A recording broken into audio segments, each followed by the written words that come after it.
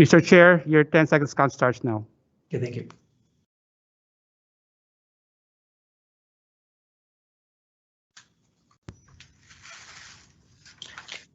Good evening. I'd like to welcome you to the Langley School District regular board meeting of the Board of Education for Tuesday, February 22nd. Tonight's meeting, the audiovisual recording webcasting of our regular board meeting. Those in attendance were informed that as per policy number 7, regular and special meetings of the board may be streamed live, archived, and accessed online. The board reserves at its sole discretion via motion at any meeting the right to not stream live or archive a meeting or a portion of a meeting. Further, the board reserves the right to edit any recorded portion of a meeting. I'd like to call tonight's meeting to order. It is exactly 7 p.m. The board would like to start the meeting by an introduction stating that I would like to acknowledge that the Langley School District is located on the traditional, ancestral, and unceded territories of the Matsqui, Kwantlen, Katzie, Simeon, and First Nations. And I'd like to now just welcome everybody that is in attendance. Thank you. And first of all, I'd like to start out with our partner groups. And first of all, Tanya Kerr, the LTA president, is here tonight. Alicia Rempel, she's the DPAC president. Shelley Sondergaard, QP 1260 representative, as well as Kim Anderson, the LPVPA vice president. And lastly, Jennifer Johnson, the QP 1260 president. Our staff that are here present tonight. I'd like to welcome Kathy Gracie. She's the principal of Parkside Elementary. Then I have Dawn Tomlinson, the director of instruction. Gail Vo is our technical support specialist 3. Paul Bobeo is our technical support specialist number 1. Judy Swanson is our executive assistant. Joanne Abshire, our communications manager. Marcelo Bueno is our assistant superintendent. Shin Chand, the assistant secretary treasurer. Lisa Lenchberry is the assistant superintendent. Barry Bunyan, the assistant superintendent. Woody Bradford is the deputy superintendent. Brian Isley, our secretary treasurer. Mel Gill is our deputy superintendent. It says deputy on here. I don't know how that got on there. We'll have to change that. Sorry about that. Just give me a demotion. Moving right on, our trustees, if I could. We've got Trustee Fox, Trustee Marnie Wilson, Trustee Tony Ward, Trustee Suzanne Perot, Trustee Shelley Coburn, Trustee David Todd, and I am Rod Ross, board chair. Thank you very much. For tonight's meeting, I'd like to have a report from in-camera, and so with the vice chair, Marnie Wilson, please share with us. Great. Tonight's in camera, we discuss property and personnel. Thank you very much for that. All right, moving on. Number 4, we have the consent agenda. The Board of Education adopts the consent agenda as provided. I need a mover for that. Okay, Suzanne Pro is the mover and seconded by Charlie Fox. All right, thank you. All those in favor of the consent agenda? And it is passed unanimously. Thank you very much. On to number 5, the consideration of the agenda. Tonight's agenda be approved as presented. A mover, please. David Todd is the mover, and I see Suzanne Pro is again seconded that. Thank you. And now I'll just call a vote on it. The agenda be approved. All those in favor? And it's unanimous. Thank you very much. And now I'm on to the superintendent's report for 6.1, the COVID-19 update. Could I have the superintendent this time? Go ahead, sir. Thank you, Chair Ross. Really am excited to hopefully be giving my last online presentation and update, hopefully next meeting face to face and having the opportunity to trustees back. Trustee Superintendent Malgill, do you think you could have adjust your audio? It's just a little hard to hear you. Absolutely. Thank you for that. Just give me a second here. A little bit of technical support. Once again, is that better, Chair? That's better. All right, I'll try and speak up a little bit as well. Again, I just wanted to hopefully, I got my fingers crossed to say that this is going to be my last online presentation, last COVID update. We're going to be optimistic here and in hopes that things are looking like we're heading in a better direction. But before I step into our COVID update, I do have a couple of other things I wanted to talk about. First, just some important dates from the month of February and into March. Starting with semester 2 transition.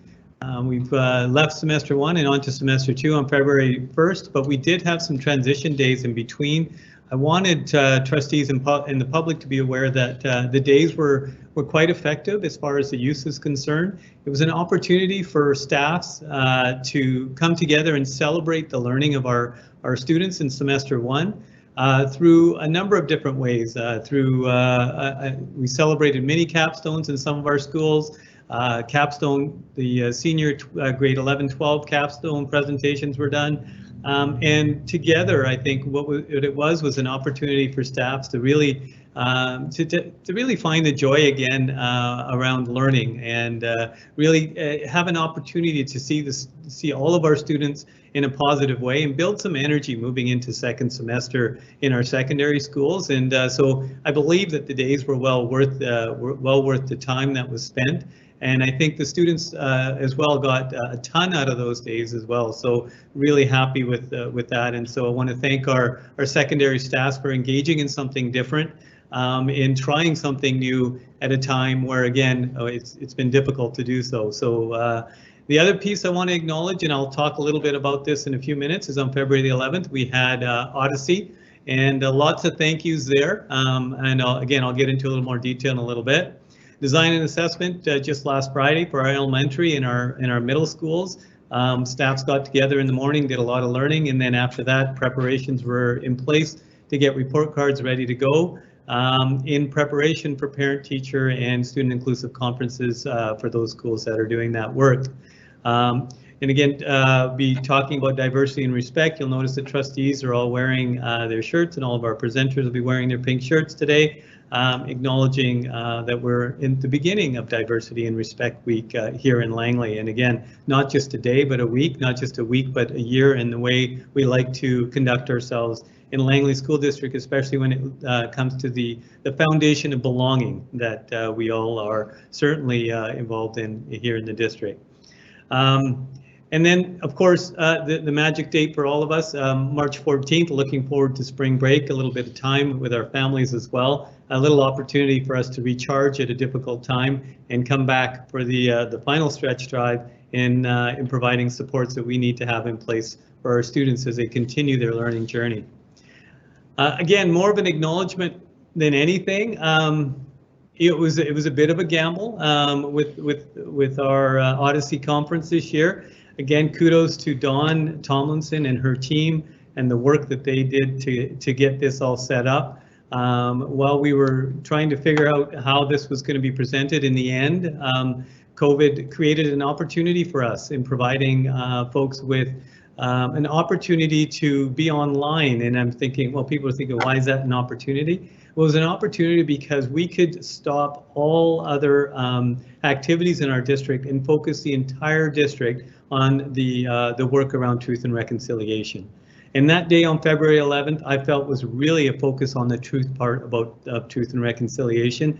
And our three speakers, Myrna McCallum, Kevin Lamoureux, and Dr. Joanne Archibald did a fantastic job of working with our staffs. And again, I just want to acknowledge all of our partner groups who were wholeheartedly behind the day in organizing and planning and ensuring that all of our staffs were there, and really giving all of us an opportunity to have some foundation, to have some new learning, and for some to be reminded of items that we already have known about, but really again bring to the forefront of our journey as well. As far as Diversity and Respect Week goes, again, all of our schools are working hard to ensure that we are celebrating this week the diversity in our district and beyond. Now is a time more than ever to celebrate each other, and it's an opportunity for us to really be able to focus on our strengths, focus on the sameness, and focus on our differences and celebrate both. And certainly, again, I've already talked about the piece around We All Belong, and just talking about diversity and respect. All of our schools received a number of the flags through stickers, and all of our teachers received the peel away window stickers as well, because teachers don't necessarily, or staff don't necessarily stay in the same place. It was an opportunity to certainly have those flags move with the teachers.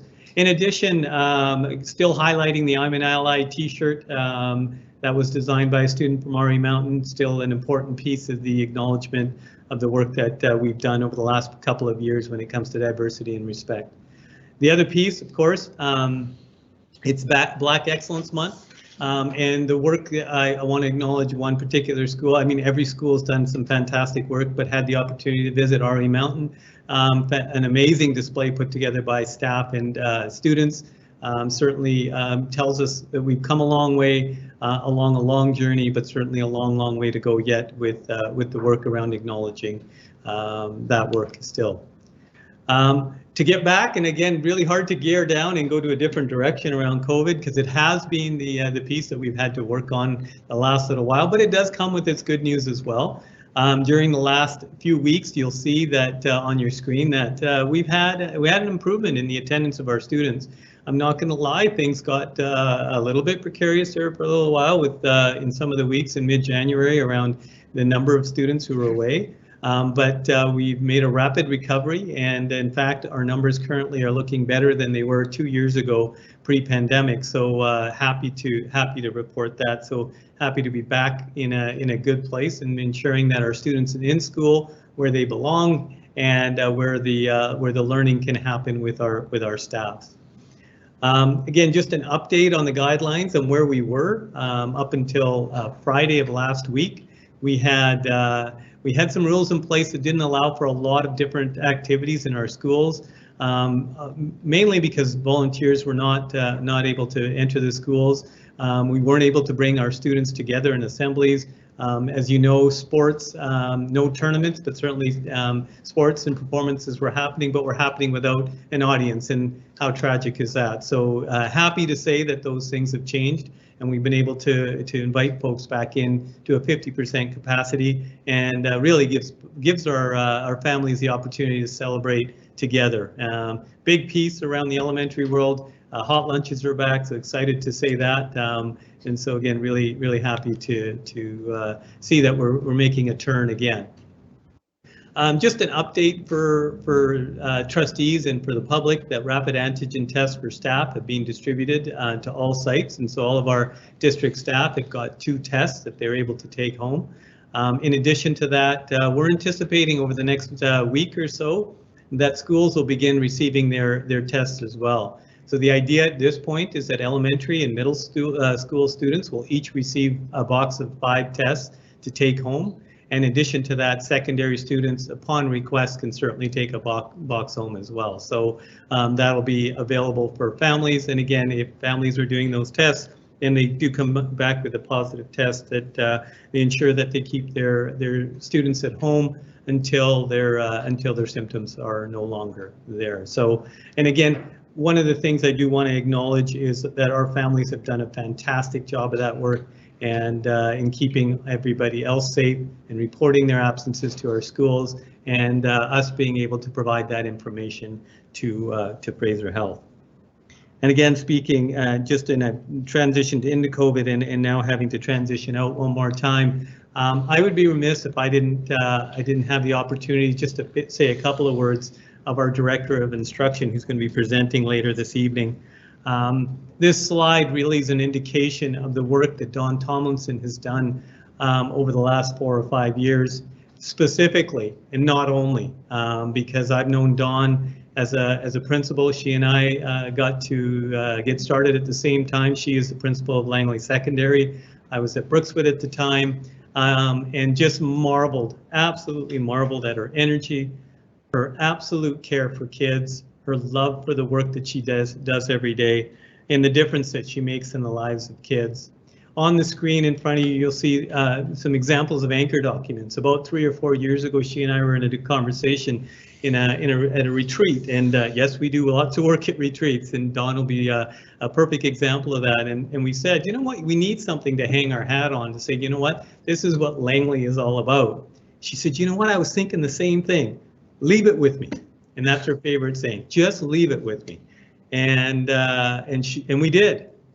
You'll see that the district is forever in debt for the work that she's done for all of us around the framework, the strategic plan, our FESL, to name just a few things that she has certainly contributed, authored, provided untireless work and support for the work. And again, all with the same exact lens, that lens on what's best for kids. So as we move forward after tonight, because this is her last day in Langley School District as Director of Instruction, we will keep her in other ways. She's just too valuable to lose. In her last night, she'll be presenting today on literacy, again with the same passion probably that she presented in her first presentation ever, because I know that her heart is here. I know her heart is in Langley. I know her heart is with the kids of Langley. And I know that as we move forward, her legacy will stay in our district, not just through these plans, but through the work that she's done in each of our schools, in the action plans that are making a difference in the lives of all of our students. So thank you, Dawn, for all of your work. We will miss you dearly, my friend. And trustees, that is my COVID update report. Thank you very much. So I'll just get this on the table. The Board of Education receives the Superintendent's update report for information as presented. Can I have a mover, please? Moved by Charlie Fox and seconded by Marnie. Charlie Fox, Marnie, seconded by Marnie Wilson. Thank you. Okay, all those in favor, please. And it's passed unanimously. Thank you. Great. On to the amended district calendar, and I believe that Assistant Superintendent Barry Bunyan is going to pick this up. So go ahead, Assistant Superintendent Mr. Bunyan.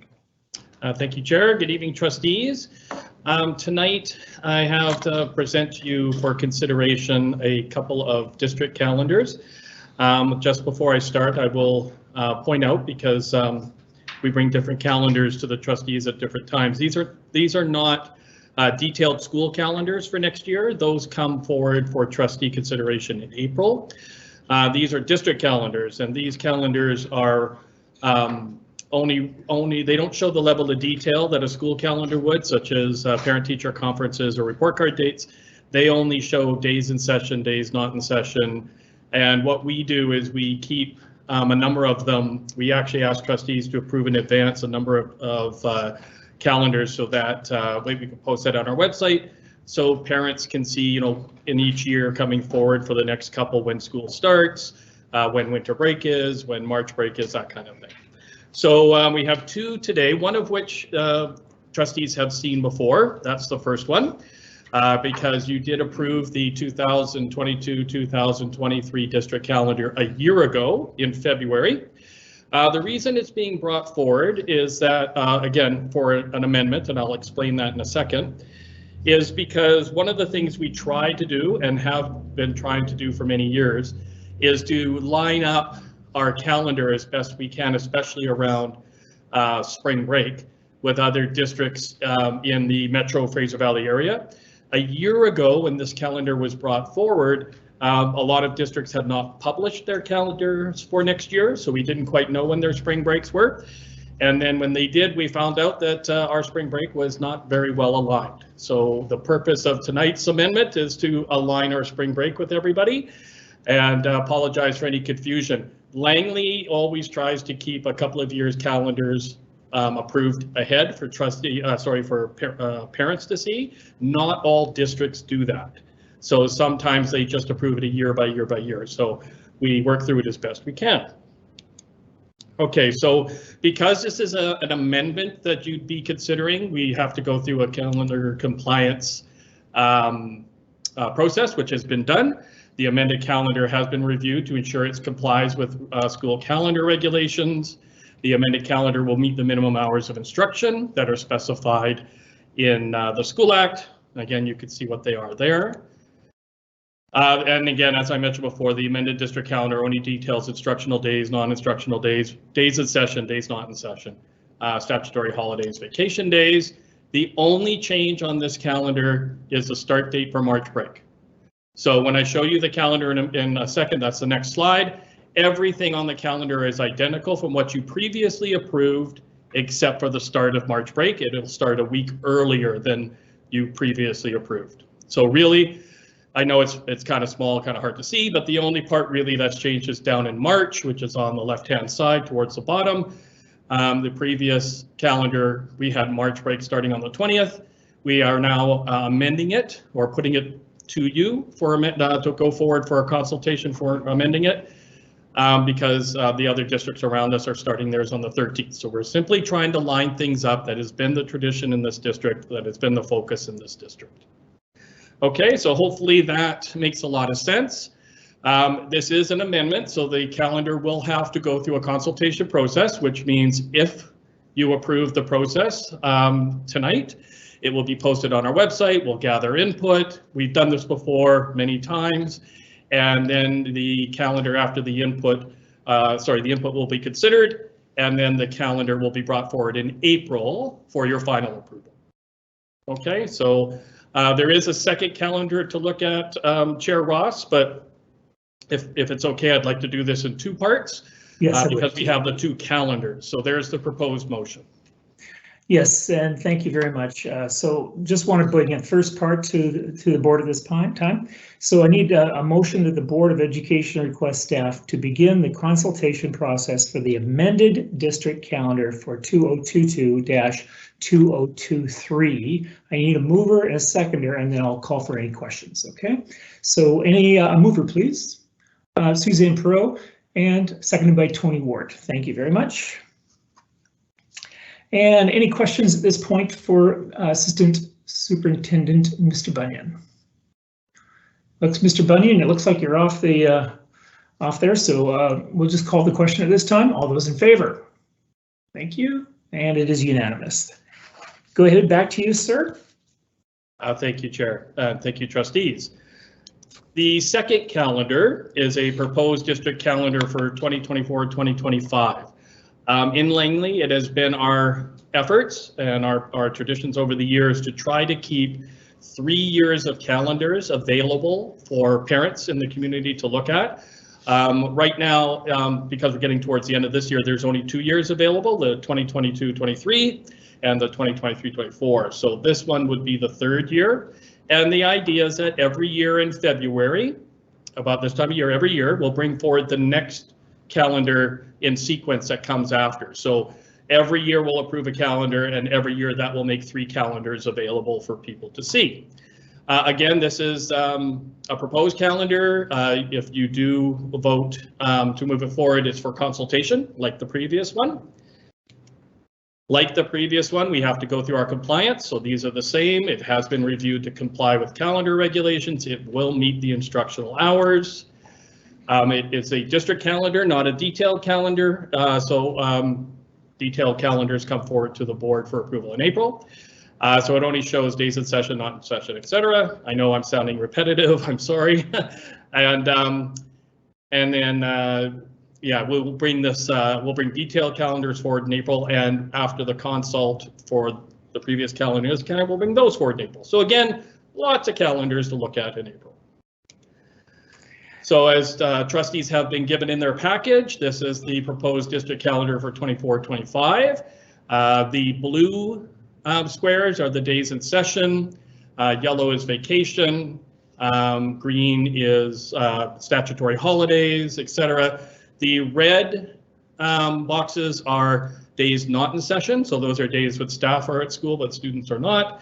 And it does say at the top, I know it's really teeny weeny writing, so no one can read it unless you look at it on the website, but it does say at the top that these days can move. They aren't necessarily in the place that they're showing because some do move every year, but we put them in there to indicate how many there are, okay?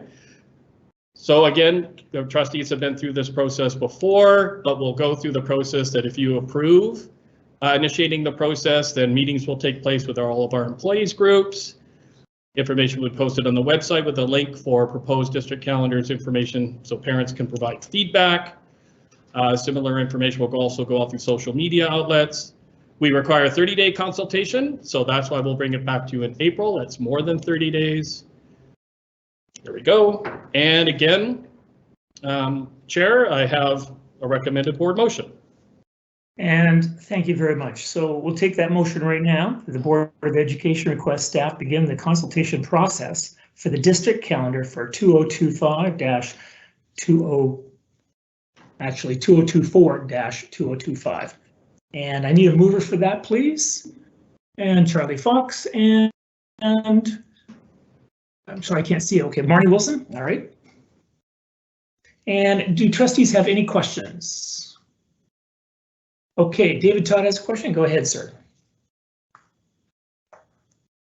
You're muted, David. Thank you.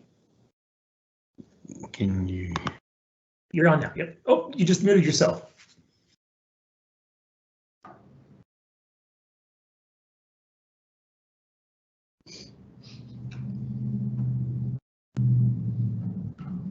There you go. Okay, so my question, and it's probably straightforward, are we trying to get as close to the 13th or 14th, the beginning? I know it changes every year, but just to maybe foresee that we don't want to be flipping around a whole week later. So I assume you're talking about the proposed 2024 yes. So yeah, we have put it in the place that we would normally recommend spring break, 2-week spring break to start. Unfortunately, as I mentioned before, some districts, actually Coquitlam publishes 5 years in advance, but Abbotsford and Surrey, often don't even do a year in advance. So it really depends. Hopefully we don't have to bring it back for amendment. I'm confident we don't. I did make as many inquiries as I can, but not all people plan their calendars 3 years in advance. Thank you very much for that. Any other comments or questions that you might have for Assistant Superintendent Barry Bunyan? Okay, I see none, so I'll call the question. All those in favor for the district calendar, the Board of Education requests staff to begin that consultation process for the district calendar for 2024-2025. All those in favor, and it is unanimous as well. Thank you very much. Okay, on to the 6.4, the district early literacy results. And I suspect that is going to be, oh, there he is right now, our Deputy Superintendent. Would you like to carry this for us, please? Thank you so much, Chair Ross. It's a privilege to be here tonight. I am joined with a team here. We're going to present together, and it's a privilege to present alongside Lisa Lanchbury, our Assistant Superintendent, Don Thomason, our Director of Instruction, and Principal of Parkside, Kathy Gracie from Aldergrove. And together we're going to share with you a presentation around our district early literacy results and the journey we continue to work towards when we think about our district goal around literacy and making sure we're on the right path to success as we go through the process of supporting each of our students.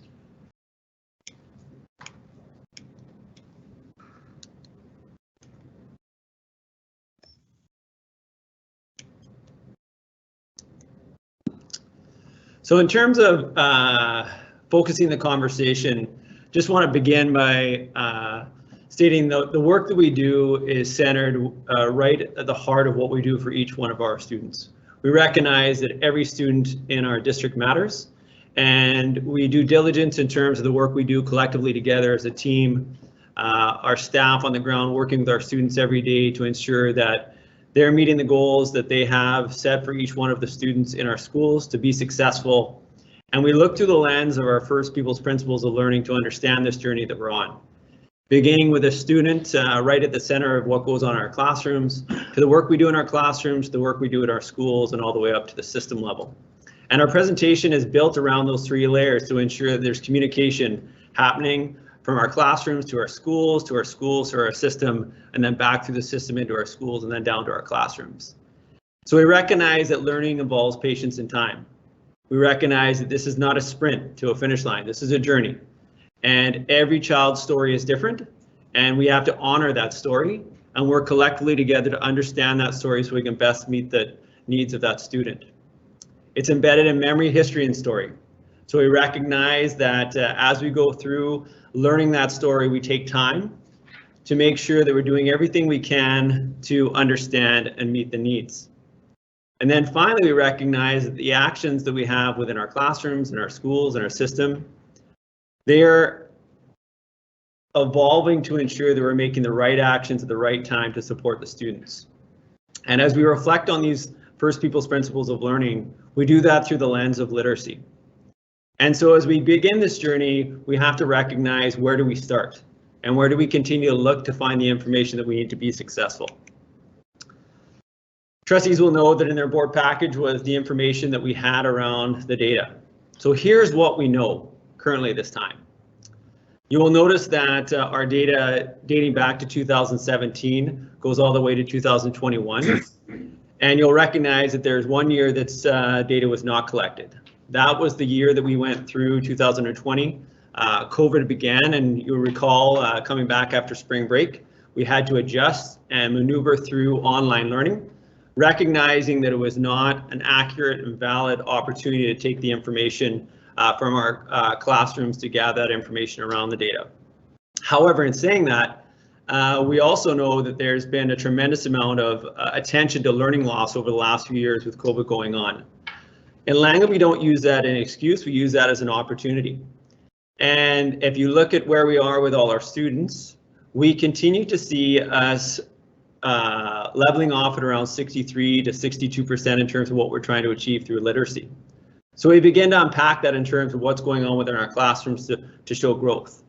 And what I can tell you as you look deeper into the data, if you look at the emerging to developing, we are seeing growth from, or are not yet meeting, to minimally meeting. We're seeing a shift in the data. We're seeing our students move. So if you look at this as these are our results at the end of grade 3. If you look at that grade 3 data and you go back to 2019 when those students were in grade 1, and those students have tackled COVID over the last few years, we still see growth happening. And we have to remember that growth is an opportunity to invite questions. And when we look at the data, we notice that that is happening. Our students from emerging to developing, we're starting to see that increase. We also notice that with our Aboriginal students, we see that you can tell there's been, in 2017, 57% meeting or exceeding or proficient to extending. And you see the number go down to 48%. So again, we dig into the data and we start asking some questions. A notice for us was the cohort size. We know in terms of how many students are Aboriginal students in grade 3. And in the 2021 year, we actually had a decrease in the number of students in our grade 3 cohort, our Aboriginal students. The wonder is, again, we recognize the feeling of safety within our schools with COVID going on. We recognize there's lots of questions in terms of people feeling safe about students coming back into our schools. So it's a wonder that we have that, obviously with COVID going on, the pressures that were on us to make sure that we were getting back into a regular routine and how that was impacting our Aboriginal communities. And then we see our students with diverse abilities. And this is a celebration. And again, we know we still have lots of growth to do. We've continued to see growth in our students with diverse abilities through the work that we're doing in our classrooms and celebrating that growth collectively. So as we look around and we think about all the things that are going on within our schools and the pressures that are on us to continue to move towards excellence with each one of our students and the different factors that are in the way and not using any of those as an excuse, we dig in and we still see lots of growth happening, and we need to celebrate that growth. And then as you see the information in front of you being desegregated, there is that intersectionality as well. So for example, Aboriginal students with diverse abilities. We've seen tremendous growth there as well, from again around a 30% to a gain of about 48%. So we've increased again 18% there. Still not where we want to be, but still an opportunity to celebrate the things that we're doing collectively around the vision we have around literacy. Lots of work to do, but as we move forward as a system, we can see the strength that we have as a district in terms of what we're trying to achieve, even when we have substantial barriers in front of us.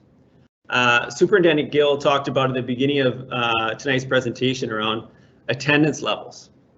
You think about the impact over the last couple of years of attendance with students in our schools and what we've tried to do to try to balance face-to-face and online learning. Our primary years are essential for our students to have that opportunity to have that oral language component be built into every experience. What's the impact of wearing masks in our schools? when we think about learning through the language that we have. All these are questions that we unpack together and explore, with always going to that place of saying, what can we do next to support our students collectively in our schools? And our staffs are doing a tremendous amount of work on the ground to make sure, even when students are missing time, that we make that time up in terms of the abilities to provide a tiered response to the needs that are presented in front of us.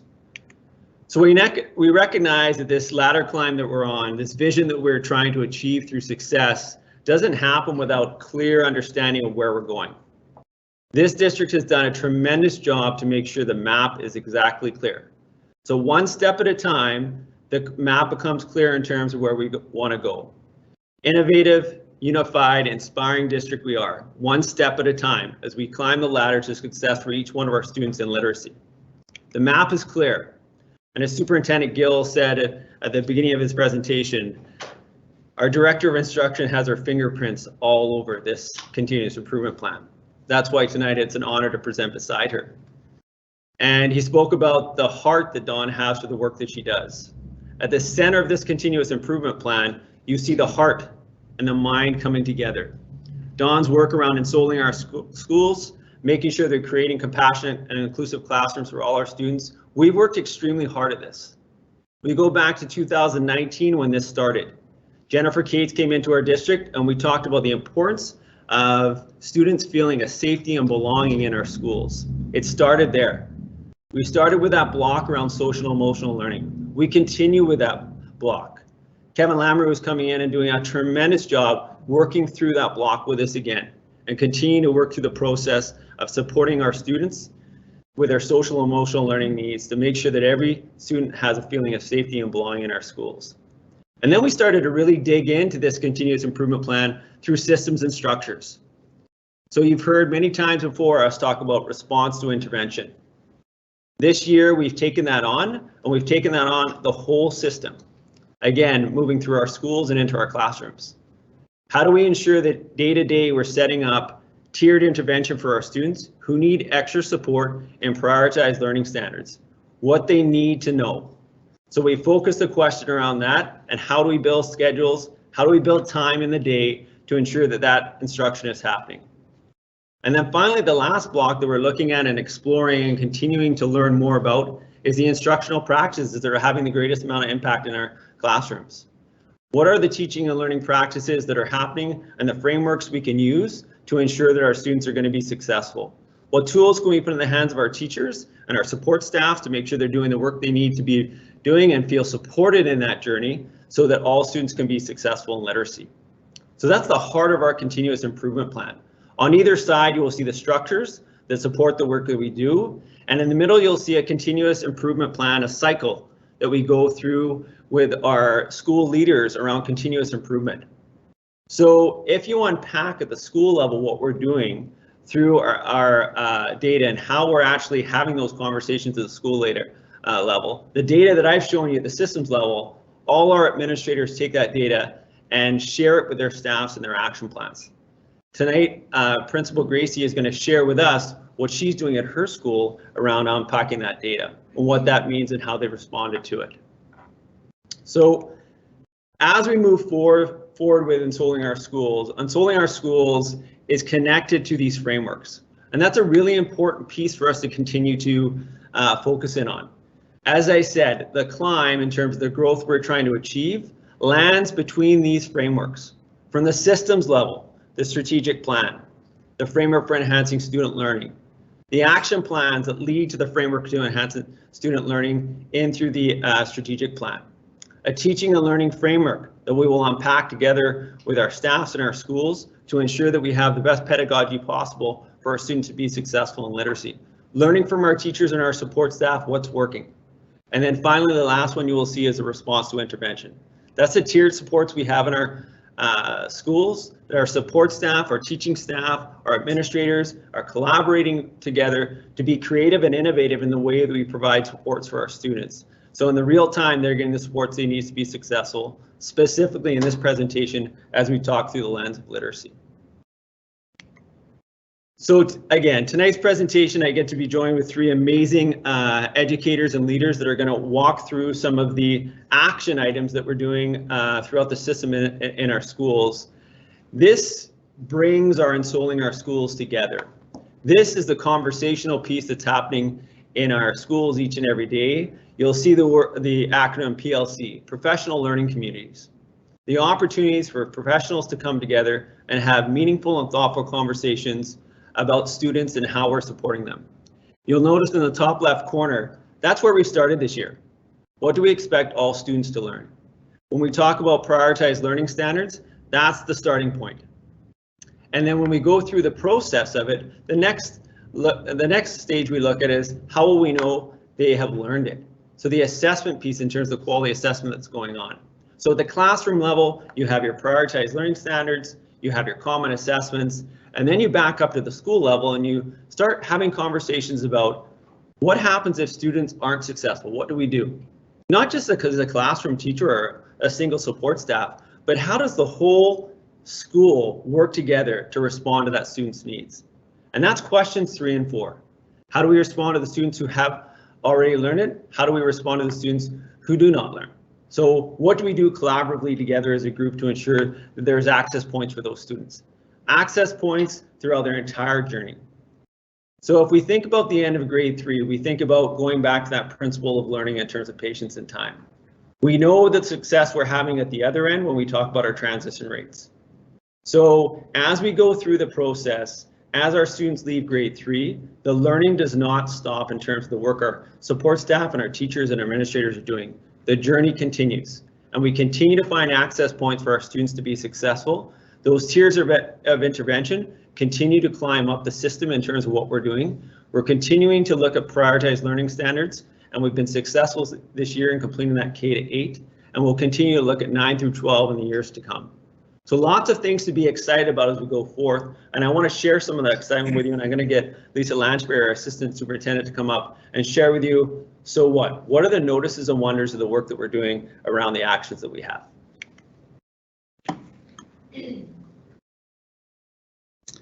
Good evening, everybody, and thank you, Deputy Superintendent Bradford, for laying out the foundation of the work that we're going to be doing through the Framework for Enhancing Student Learning, the Here's What. So as Deputy said, I will be taking you through the so what of the Framework for Enhancing Student Learning. And it's all about the observations, notices, and wonders that we are making as educators. And this is in line with the pedagogical narration pedagogy from the Early Learning Framework, in which we were reflecting critically, we are listening, we are collaborating and coming together in discussion in order to make decisions for students. The Framework for Enhancing Student Learning has really pointed us to some key data, and when we look at it from a triangulated perspective, what it's showing us is that we need to do some work with our students in terms of oral language. And this has already been done in some regard throughout the district, and we need to be more purposeful in doing so. The reason why oral language is so important is phonological and phonemic awareness skills, builds reading skills because it's a reciprocal relationship. Oral language impacts phonological and phonemic awareness, and phonological and phonemic awareness impacts oral language. So together, this is the foundation for reading as we are building literacy learners in our district. So our wonder is, how can we develop oral language skills in our youngest students to build this important foundation needed for literacy? So WordWorks Daily is already occurring in our schools and our classrooms across the district. And if we look at it from an RTI perspective, with those 4 critical questions in mind, we're also looking at how can we address the needs of every single learner. So this might take place at Tier 1 as whole class instruction, in which the teacher is working through this phonological awareness program with all the students. And then through identification of the learning needs, some students may need some targeted small group intervention at the Tier 2 level. And Even further, some students may need a different kind of approach. They might need some individualized intensive intervention. So this is just an example of how a regular phonological program can be utilized to address the needs of all students, depending on how it's used. Some students may get it and have learned after that first step, and some may need more, and that would be addressing question number 3. What do we do if they don't learn it? And we go through and keep teaching and reteaching in different ways until all students are successful. So our wonder is, are teachers using the data to inform their instruction to the degree that is going to impact every single student? And we're working to support teachers so that they can further develop their understanding in this area, and that's part of our work. Small group instruction is key in this. As I said, sometimes we need to work in Tier 2 and Tier 3 instruction to support all our learners. So what is the purpose of effective assessment? It's to inform teacher practice so that we are improving student learning. And moving through those 4 critical questions, we'll be able to differentiate with students who are able to learn the first time versus move through those different steps of intervention. And doing so through small group instruction will be helpful. So our wonder is, how do we address the potential learning loss as a result of COVID? And how can we be more intentional in our approach, perhaps through small group instruction, to support that? A sound wall is another way that we're addressing the need for oral language development. They are a visual reference for students, helping them make connection between phonemes, which are sounds, and graphemes, which are letters. And that speech to print connection is so important as a foundation in learning to read. So the sound wall doesn't show students how words are spelled. They show students how words sound.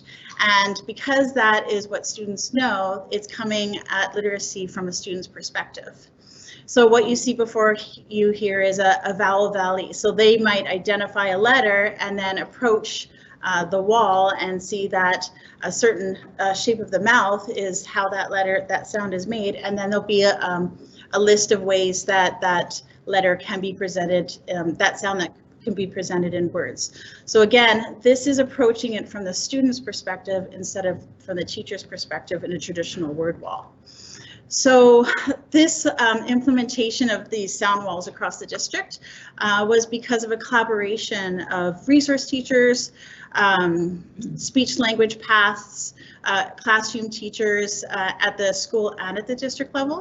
And we're really excited about the collaboration and the synergy that's existing between these educator groups, and looking forward to see what's coming next.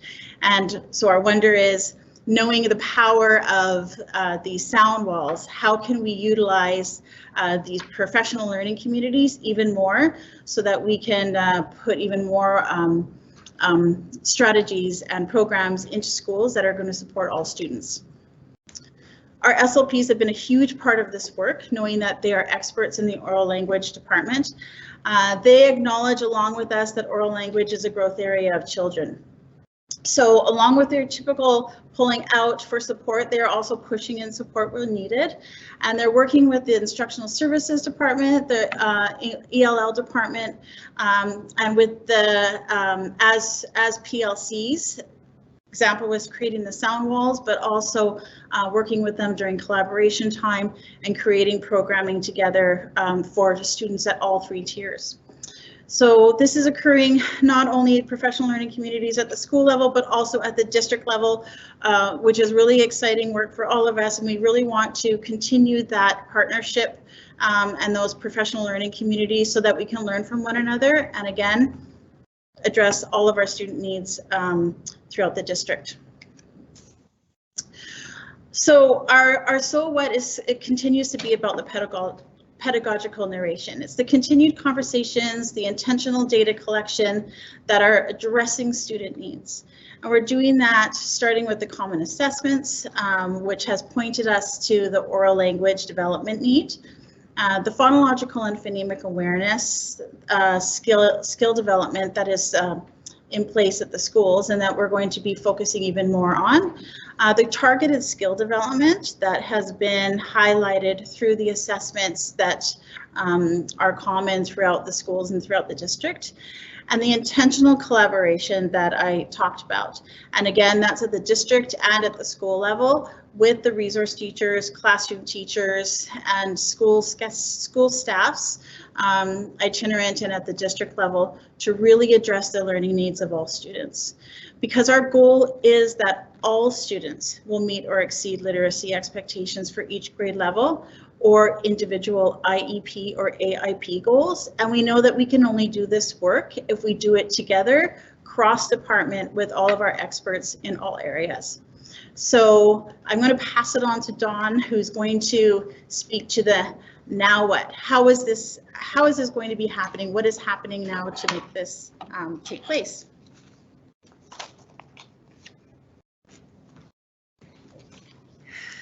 Good evening, everyone. What a pleasure it is to work with Deputy Superintendent Bradford and Assistant Superintendent Lanchberry on this very important presentation. And I do get to talk about the now what, which I think is very appropriate because I'm all about getting things done.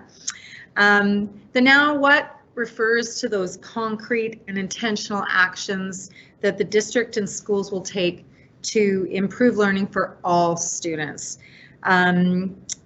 Graduating literate students, literate citizens is one of the pillars of BC public education. And literate citizens equals life chances. In the framework for enhancing student learning, we've outlined actions that we wanted to undertake this year and in fact over the next 3 years. So I'm going to share a little bit about what's been happening this year and what will be happening. So first of all, we know, oops, I'll just go the other way. Sorry. Yeah. There we go. Okay. So first of all, we know that about the power of professional learning communities, and we've heard about them already this evening, but the research is very clear on this, and schools have been working diligently to create the structures to allow teachers to come together in grade groups, in discipline areas, if it's at secondary, to determine what the prioritized learning standards are. What is it that we want every child to know, to understand, and to be able to do when we're finished? We're focusing on these 4 questions. And when we embarked on this journey, we realized it was important for teachers to wrestle with this. With what are the prioritized learning standards, and to have rich conversations about learning and to come up with some consistent prioritized learning standards that they wanted all of their learners to know. And one of the things we found out is that it was important also as a district to take a look at what the prioritized learning standards are. And many of our administrators, what they did was we had created K to 7 prioritized learning standards for both English language arts and for math. But some of our administrators didn't give these to teachers right away because what they wanted, because it would be easy just to take this and run with it. But you wouldn't have the same rich conversations that you have when you start to wrestle with this as a group. What is important? What needs to happen first? How do we scaffold to this learning standards? So those rich conversations happened, and then many of our administrators then handed teachers the district's prioritized learning standards, and there was tremendous commonalities, and it was very validating for teachers. So important that those conversations took place. So while we knew it was important for them to wrestle with this, we also wanted to give them some support on it as well. As you know, 4 years ago, we launched the Balanced Literacy Guides at kindergarten, at primary, and at intermediate middle. And this year, the team worked on an elaboration to support an area of learning that's been lagging, and Assistant Superintendent Lanchberry spoke about this, the notion of oral language.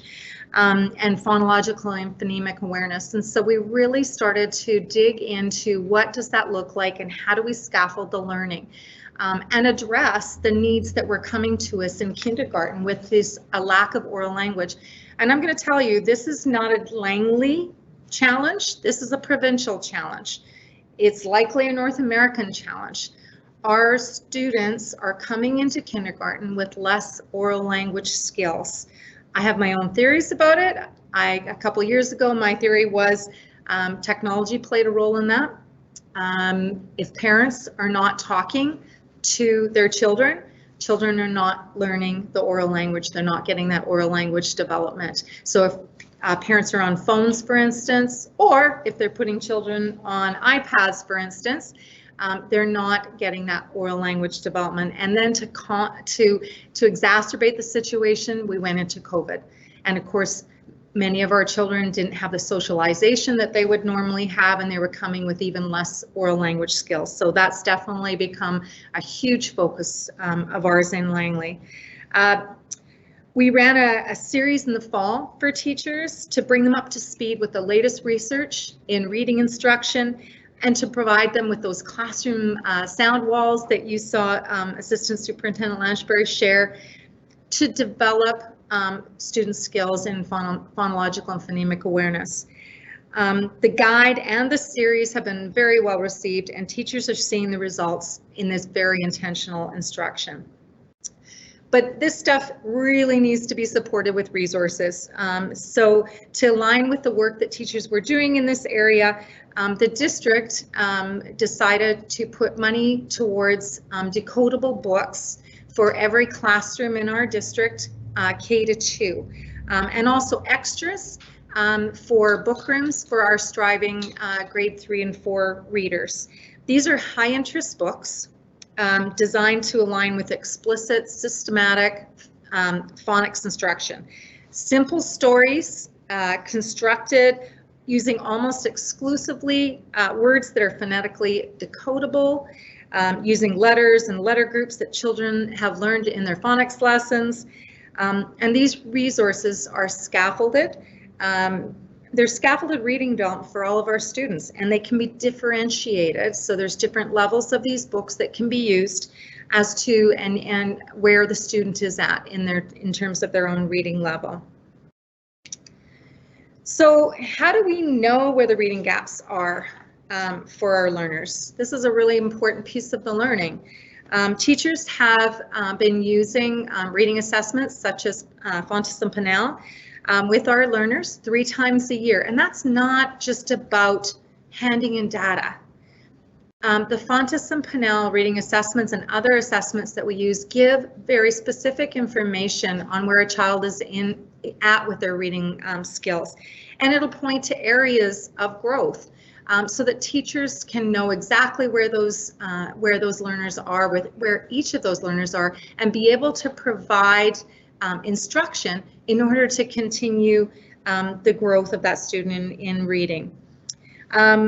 One of the things that we recognized is that schools are struggling with the number of kits in their school, and we want them to have access to this so that they don't have to plan for it all the time. It's not just about doing it 3 times a year.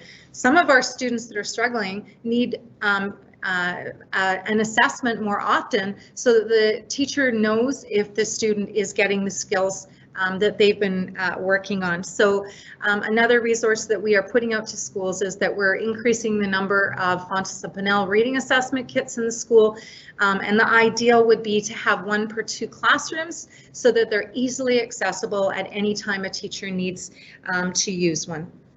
We're also providing a new guide from Fontes and Pinnell called the Literacy Continuum, which outlines the reading behaviors that children require at various stages of their reading development. So really important resources in order to move this work forward.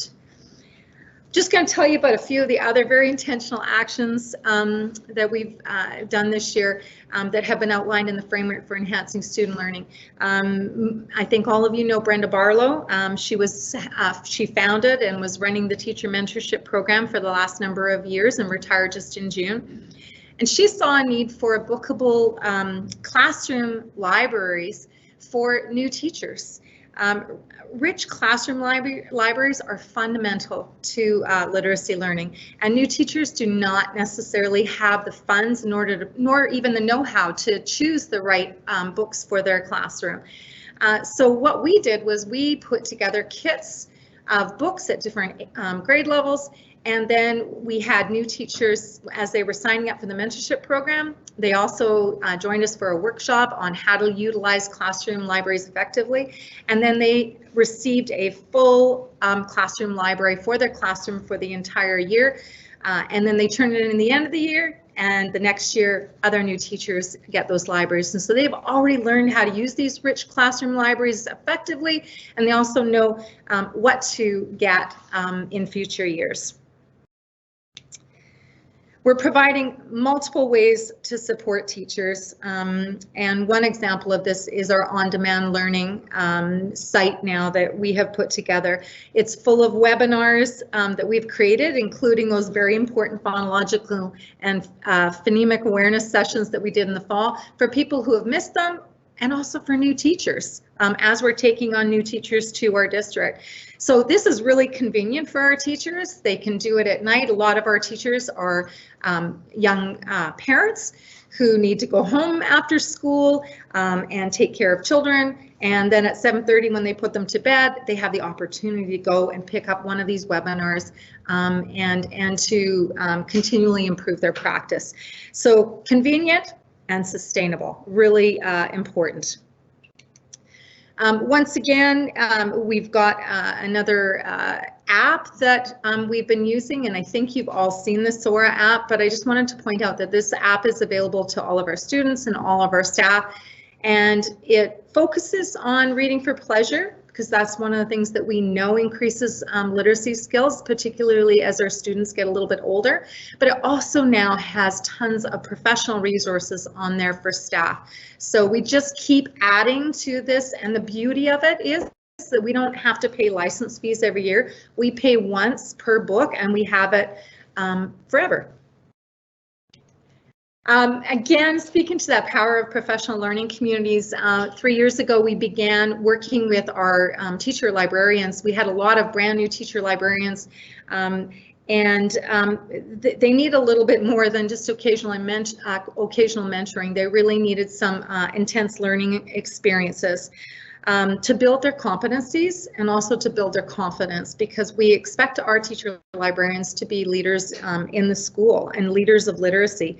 So they continue, this is 3 years later, they continue to meet once a month together to learn and to collaborate. And quite often we bring in guests like Apple Canada to do some work with them, or our digital learning team in instructional services to work with them to, again, expand their skills so that they can be the best leader that they can be in their school. The other thing that we've been doing with the Learning Commons is we received some funding in order to do a bit of a refresh on some of our Learning Commons, to put in more flexible furniture, create welcoming spaces in our schools. So teacher librarians at elementary and middle had the opportunity to apply for funding, and then the new furniture is now coming in, so it's very exciting. And in addition to that, our teacher librarians were given funding. They were given the opportunity to apply for grants to diversify their libraries. And this is a really, really important piece.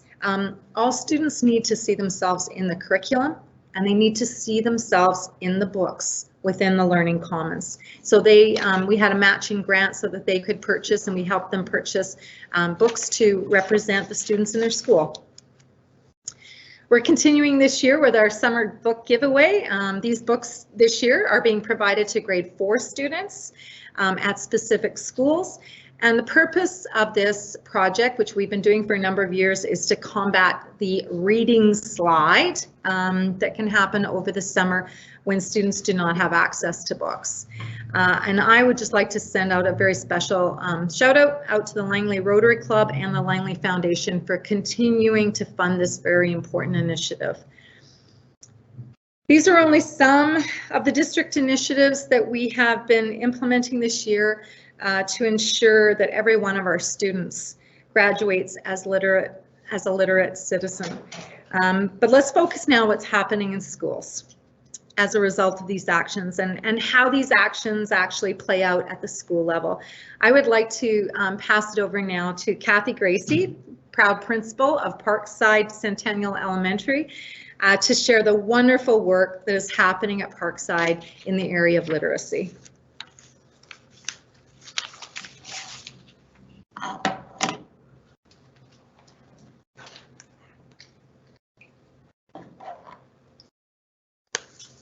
Thank you, Don. Very excited to be here today to share some of the information about things that are happening for us here at Parkside. So what, sorry, I'm just going to move this out of the way. We're good. So at Parkside, I think most of you know we're located out in Aldergrove. Very big and busy building. We have about 480 students, kindergarten to grade 5. This year alone, we have just about 100 kindergarten students that are keeping us very busy. But one of the things that has been a part of our action plan for many years is we have a 2-part action plan based on literacy and on social emotional learning. So part of, you see here on the slide in front of you, is a sample of some of the data that we are collecting. And we've been doing this for years, that we've been collecting data each term, looking at students that are emerging, proficient, developing, or extending in the area of reading.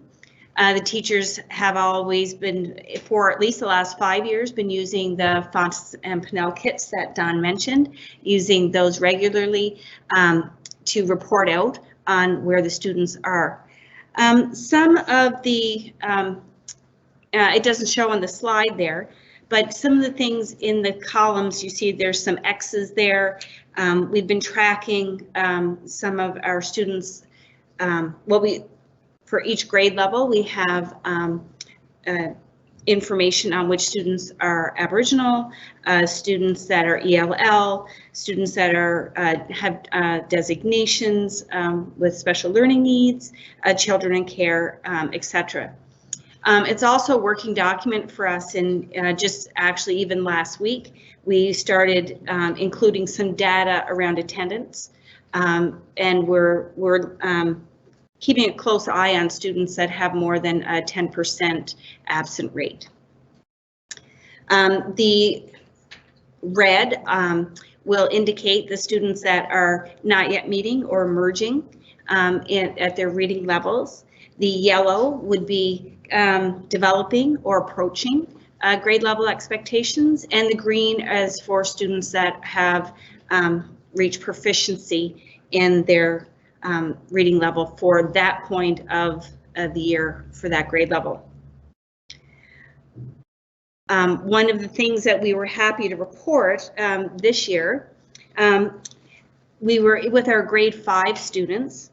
After first term report cards, we did a little bit of a deeper dive into our data, and we had 82% of our grade 5 students were proficient in meeting grade level expectations for first term in grade 5.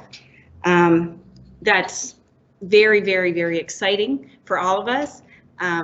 You know, many of us know that we are an inner city school, so it's some of our kids come with lots of challenges, and just to really have this wonderful success for our students and providing them with greater life chances has been a key element for our staff. And of the 18% that are not yet meeting or grade level expectations, all of those students either have an IEP or they were ELL students. And so that are all already receiving extra supports and to help them increase their proficiency level as we go throughout the year. Some of the actions that we have been focusing on for our literacy. We've been working really hard to implement RTI at Parkside, as been the direction of the district. So one of the key pieces of that has been providing teachers 30 minutes once a week to collaborate with their grade group partners. This has been invaluable in seeing this progress.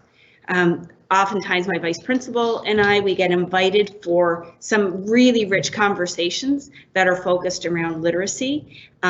You know, teachers may be stumbling on how to really implement that tier 1 or tier 2 instruction, or they may have some questions about the common assessments and the data and how we can reach all of the students, and really, really rich conversation on how we can provide opportunities for each of the students.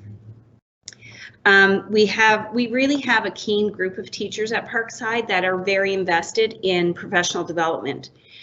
Last year, once a month in our staff meetings, we did a book study around, and it was focused on next steps forward in guided reading, which really provided teachers grade 1 to 5 with a solid understanding of that small group reading instruction.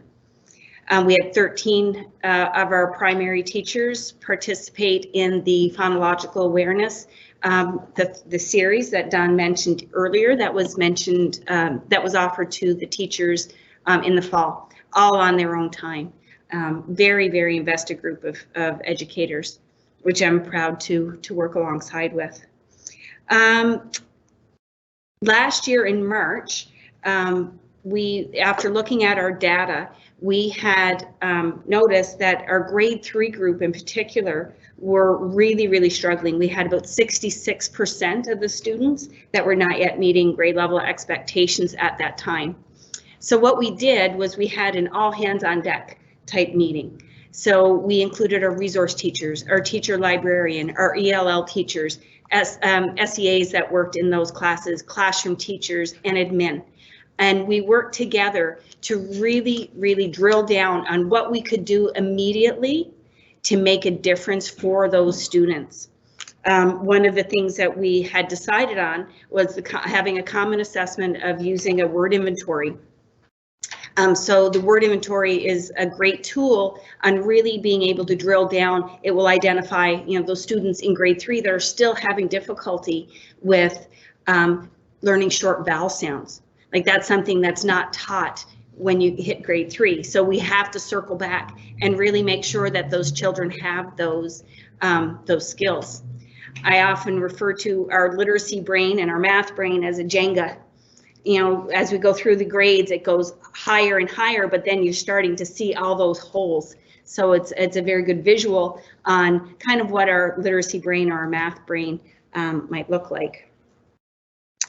We've been doing our kindergarten screening protocols as a common assessment, our phonological awareness assessments that are done in kindergarten, grade 1 and grade 2 as well.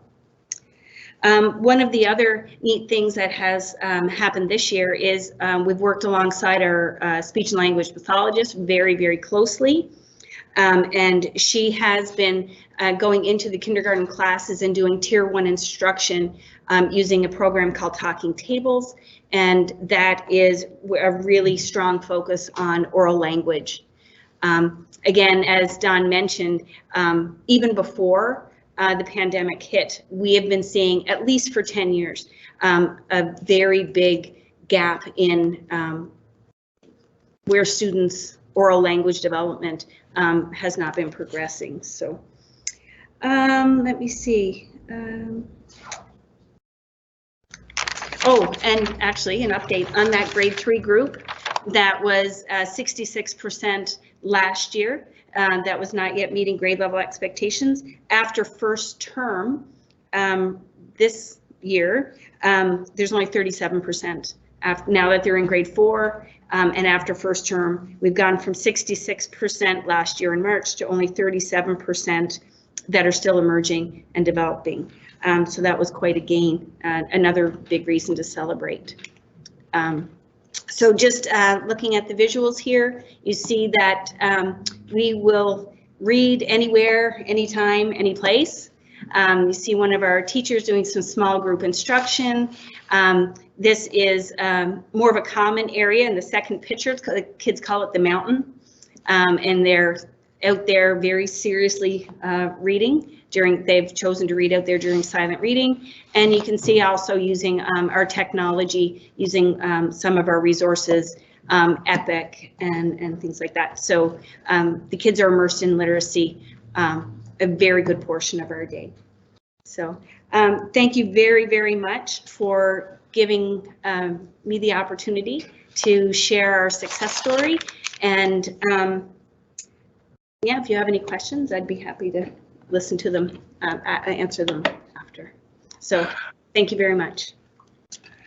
And I'd like to thank you as well, Kathy Gracie and Lisa Lanchbury and Don Tomlinson, as well as Woody, for the presentation tonight.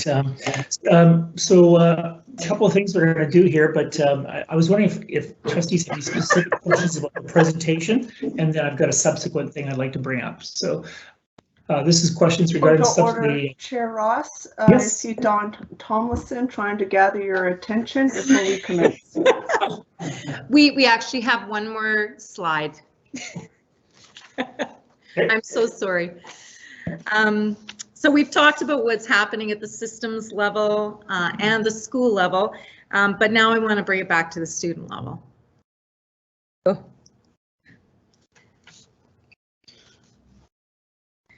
I mentioned before the importance of diversifying our learning commons with books that represent the students in the school. And this evening I want to share with you a very powerful example of what happens when a student from James Hill sees themselves reflected in a book in the school learning commons.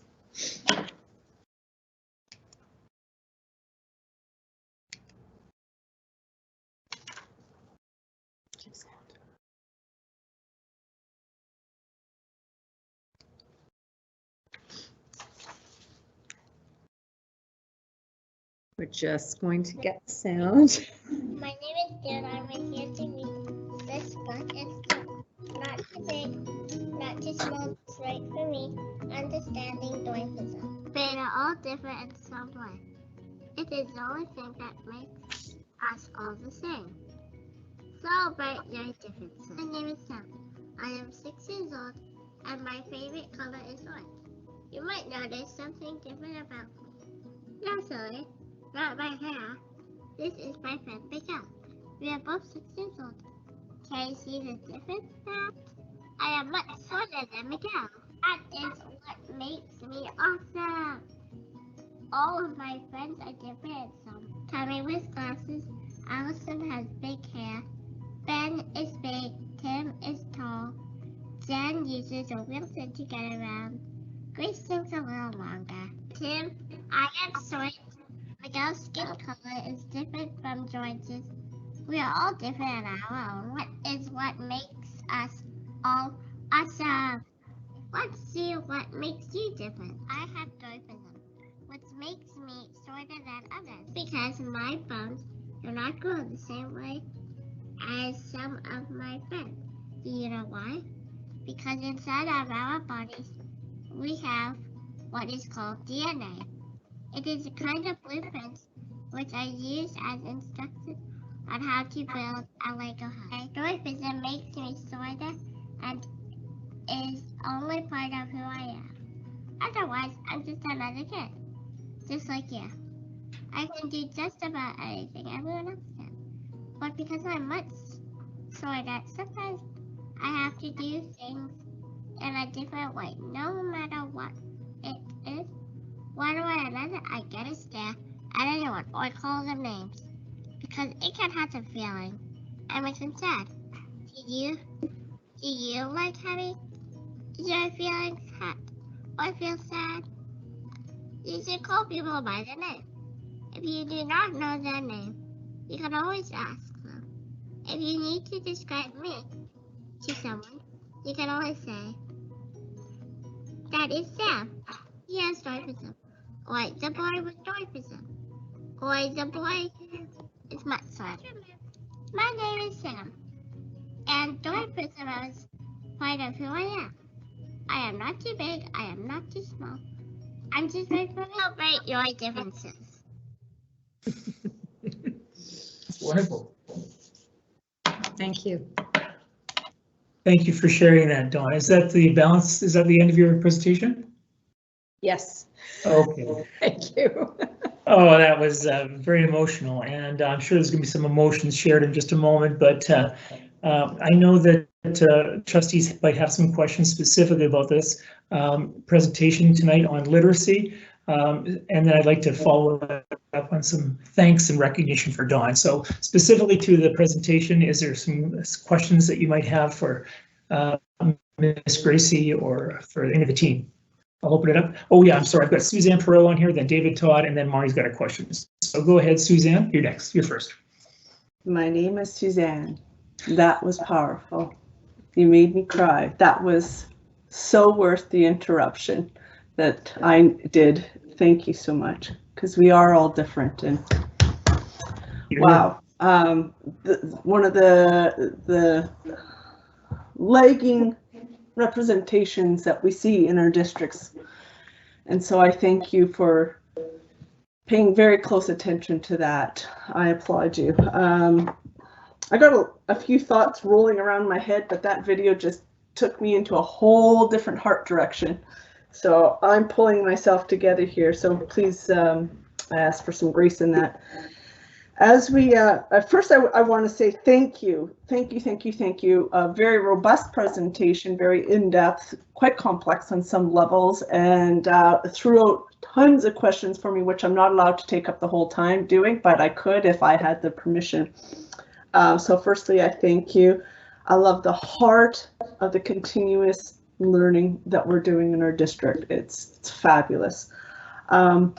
When we go back to the beginning of the presentation where Deputy Superintendent Woody was presenting and he showed us the data, we looked at that conversation around intersectionality. I have a question around that, and have we disaggregated the data on where that intersectionally resides in numbers for students who are disabled as well as represent our Indigenous community? And then have we looked at that and going on that learning curve that you showed us on that graph, where things are kind of doing a little bit of a decline there? Have we done any engagement with our Indigenous community to do a checkup and collaborate or within the Aboriginal department to look at potential stressors or concerns and identifying needs for support? So that's one for you, Mr. Deputy Superintendent.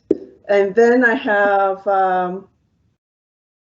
the other question that I'll pony it behind it, and I'll present it like I do, and then I'll get out of the conversation. When we're looking at moving into the system structures, how have we been impacted by the late rollout of IEPs as a result of COVID? We looked at late November, December IEPs, a lot of them not coming out until then. Did that impact any of our numbers and our successes or stretches that we need to be paying attention to as it looks at that data that you presented to us? So once again, great questions, Trustee Perot. As we take a look at the information, I think we're doing our best to drill it down in terms of where we are with specifically supporting our Aboriginal students with diverse abilities and getting into the data about, when we look at the information that we're gathering right now, what are the actions that we're having? And to your point, going back to the community to have conversations about what other things are going on outside of school that we need to pay attention to as our students enter our schools and be aware of. And that's through the hard work that our Aboriginal support workers are doing in our schools. Principal Gracie talks about the work they're doing at Parkside. That's a great example of the Aboriginal support worker in that department doing a fantastic job of wrapping around the students that are in that school based on the stories they bring into the school each and every day. From a district level, I know District Principal Pugh is working with his staff and continue to work with his staff to gather that information and collect it. I don't have probably a specific example in terms of from the district level, because Principal Pugh is not here to have the conversation with us, but I can definitely take that back and ask him that question and then provide a response to you. And as for the second question, and I got caught up in emotion, I've forgotten the second question, so sorry. Fair enough, I understand. It marries into the first one with regarding to any impacts with our late rollout of IEPs and ensuring supports, identified supports were in place.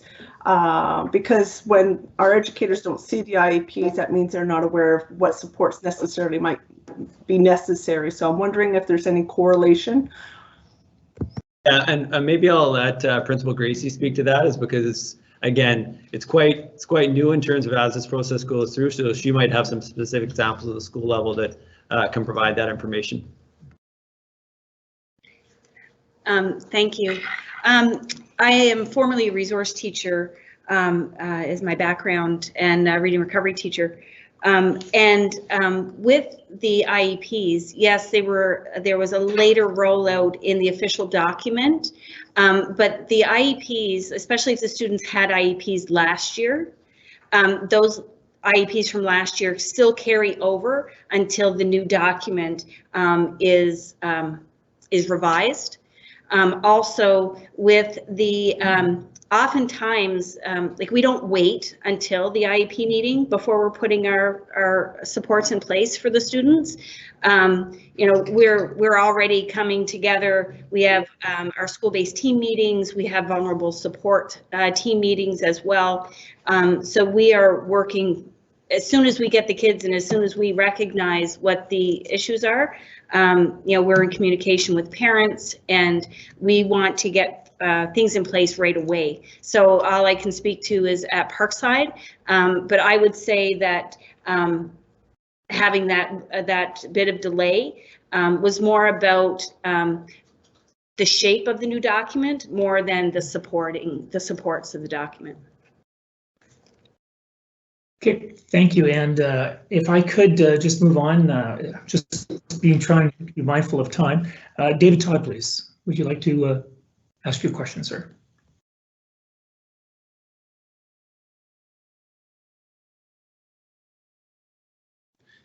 Thank you. Can you hear me? Yeah, we can hear you. Okay, so I'll try to be very succinct. What did I love? I loved the final portion, Dawn. Again, there was tears. I loved the fact that we're using SLPs and we're collaborating with them because they have such a wealth of knowledge, the sound walls, all those things. They know so much about the mechanics behind reading that it's just incredible.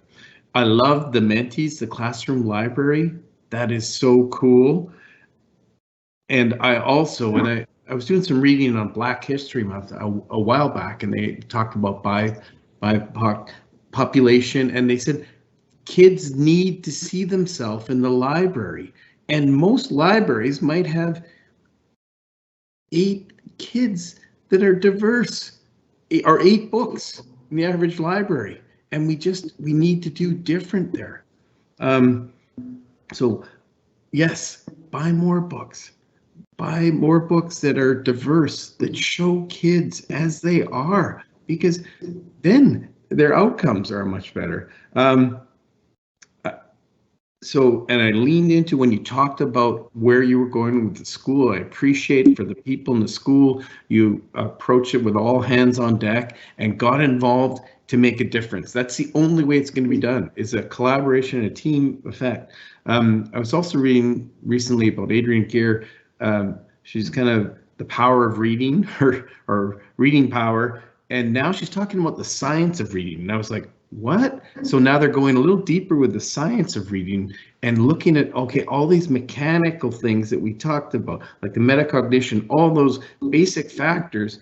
And so I wonder, and I have 2. So I wonder about that, if we were considering that, because I know, like everything else, there's pendulums, and I also wonder, and Trustee Pro touched on this as well, as how do we engage parents and caregivers to just help us with this work, because I know that it's easy to say don't and put away the iPads and put away this. How do we engage them to just underline the importance of oral language in an early childhood development?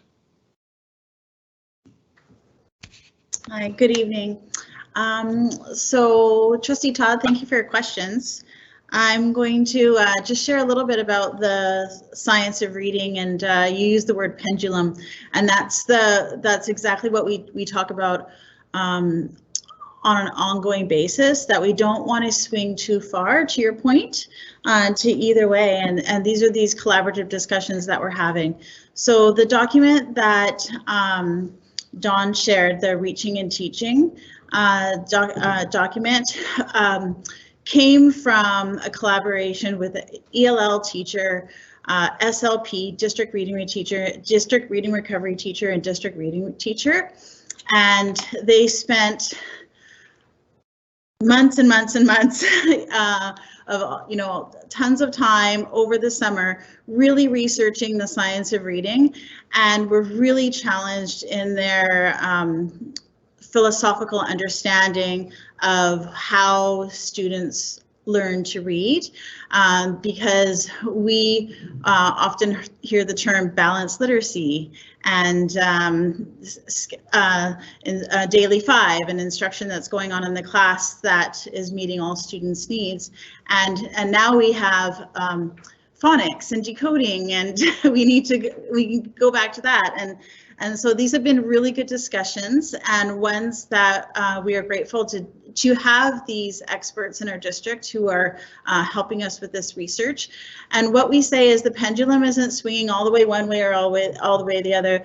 What we're doing is it's more of a moving to create an even more balance. And there's a book called Shifting the Balance, and that's the book that Parkside is doing with their staffs as a book study, and there's a number of other staffs throughout the district who are doing that. It's a book that's available on the Sora app that people are digging into, and it's about exactly what you're talking about. It's about finding the balance between the traditional phonics instruction that we think, is the old way, and the new way, which is the balanced literacy. Is pulling on both, because we know that all of it's important in students reading.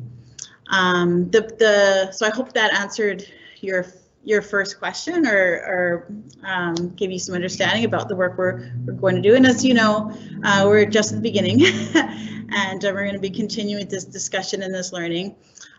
In terms of parent communication, it's funny that you bring that up, because when I was listening to Principal Gracie's presentation, I was thinking in my mind too. Parents are a huge part of this partnership. They always have been in our mind, and to carry that out further is something that I think that we can put our minds to, and perhaps bringing them into the schools and getting them involved even more, now that we have the opportunity to do so even more safely.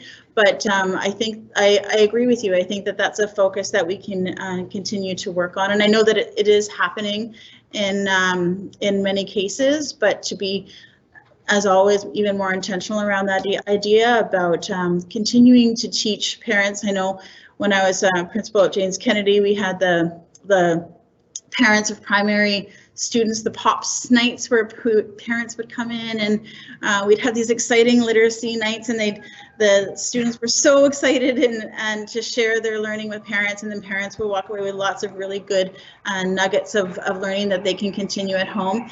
And there's other ways to do that with numeracy and oral language, and I do believe that those are things that will continue to happen across the district as they have been in the past. And yeah, I look forward to those opportunities. So thank you for your question. Thank you very much for the response. And now on to Marnie Wilson. Trustee Marnie Wilson, go ahead. Great, thank you so much. Wow, what a great presentation, and I loved the ending. We could listen to that all day. That was just beautiful. So thanks for sharing that with us. I had a similar question around IEPs and just our late rollout this year, but I think it was answered when Trustee Perot answered or asked that question. So I do have a question though, I guess around, yeah, we keep talking about how important it is for parent participation. I think we all know that kids benefit so much, not just from the oral language part, but the at-home reading and all the extra exposure to reading. And so right now we know that our society in general is basically, you know, in a crisis. Parents are struggling. Mental health is, you know, at a breaking point for so many people. And so I'm just wondering, I know we have programs in the summer to sort of shorten the reading gap and not let people slip back or students slip back, but do we have programs in our schools? I guess I should maybe have asked this before, regarding just extra resources for students, maybe on like a daily or a weekly basis, where there's just fun activities that will increase their oral language and reading skills that schools are providing for, you know, especially in that grade 3-4 level where it is really, we're seeing how crucial it is and how many building blocks are sort of gained then. So do we have anything like that going on in our schools right now? I can speak to one avenue that I know about is the Langley Literacy Network comes together with the community and district parents and educators, and in doing so they highlight some of those parent evenings and events that are supportive, and those happen often throughout the year and over the summer months. So that's one way. Another way is that the partnership with the Langley School District and the Fraser Valley Community Library, and continuing to share the outdoor learning walks and get them involved in those ways. I don't know if Donnie have anything to add to those ideas, or Kathy? Parent literacy nights. Yes, I was going to say Kathy does parent literacy nights. Yeah, so I think as I mentioned before, that the parent literacy nights, the POPs, that's something that was, or it might be under a different name in different schools. That's something that occurred frequently in other schools and just in pre-COVID. And again, now that we have the opportunity to have visitors in the building and in larger groups, I think that many schools will be excited to continue in that. Reinstating hours after spring break. Yeah, so there you go. So there'll be one at Parkside, a series of them at Parkside after spring break. So yeah, we look forward to continuing those. Okay, great, thank you. And I see that Trustee Shelley Coburn has a question as well. Go ahead, Ms. Coburn. Thank you, Chair Ross. I'm going to direct my question right to Ms. Tomlinson. Like, she knows it's coming, just because I want to get one more out of you, and I ask such horrible questions, and I just know that you can do it. So I don't really want to subject this question to anyone else. So you mentioned something that is very, very close to my heart, which is technology, and technology not being the answer and sometimes part of the problem. One of the things I'll miss about you. And my colleagues have picked up and said, you know, we can't just, you know, technology is a thing, and also the pandemic, and yes, but all that aside, this was an issue prior. And for me, I'm much like you will say the things that I think are true, and I think it has a lot to do with a culture that can't sustain having parents at home, because when I listen to everyone talk, it's like, well, we'll get the parents in the schools. For some people, that's a luxury. For some children, that's a luxury. So prior to COVID and being online and all this crisis, we already had a crisis, which was no access to reasonable early childcare, two parents working, all of this good stuff that was happening in the culture all around us. So what can we do as a board in your absence to advocate for and do the things that we need to do to create the conditions around us that are going to foster better access, earlier access points to oral language? So the problem of the economy isn't going to go away. And these things, once we get back to a pre-COVID world, aren't going to go away. That privilege of being home with your kids isn't it's still going to be a privilege for some. So as a board and as a district, in your absence, what do we do to intervene where at a point prior to getting the children? Good luck. You'll be missed. Thank you, Trustee Coburn. And you know, I agree with you on all of these pieces.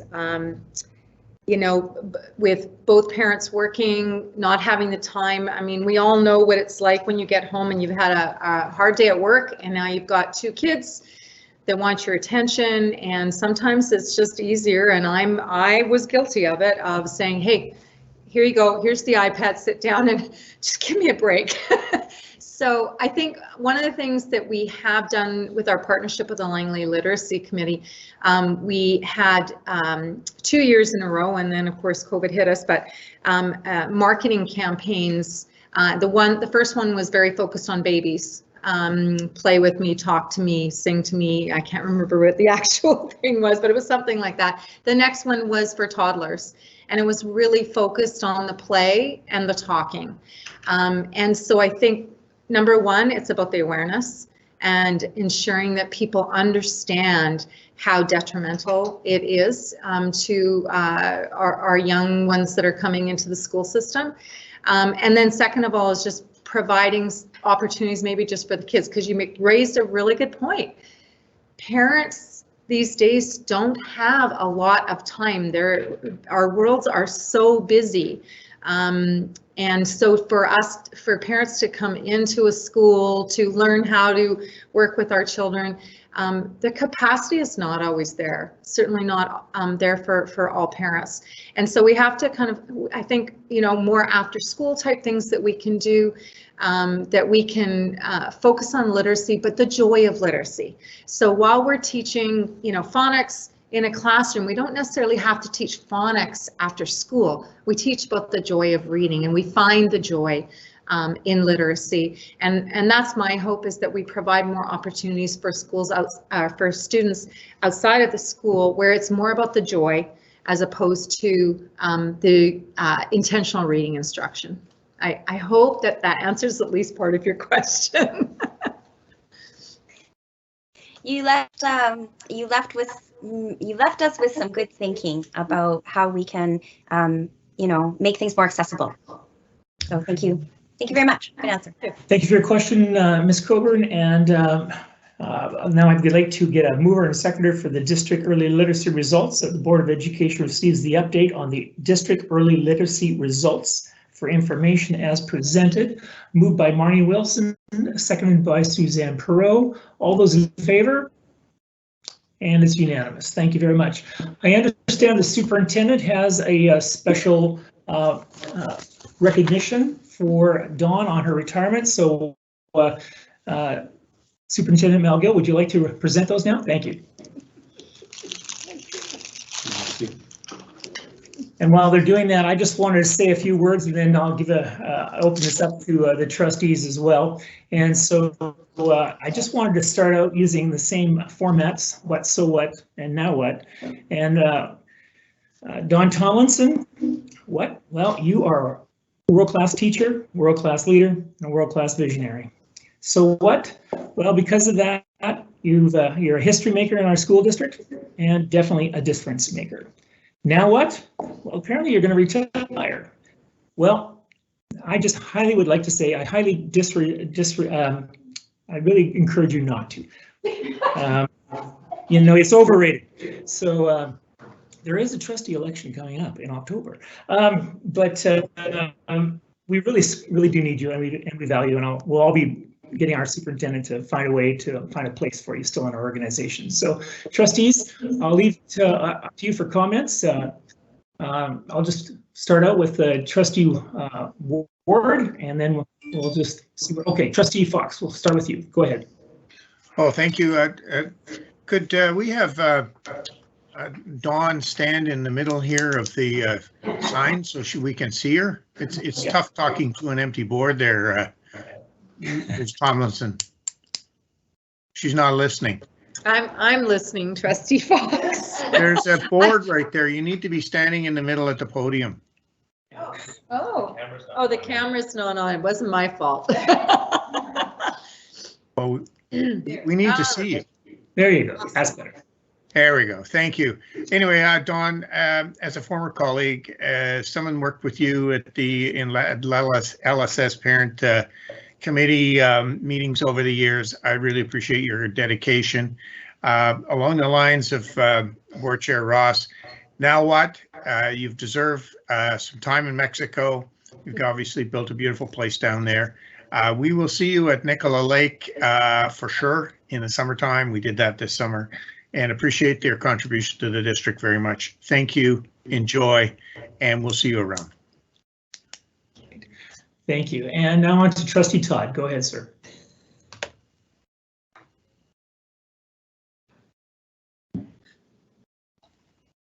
Thank you.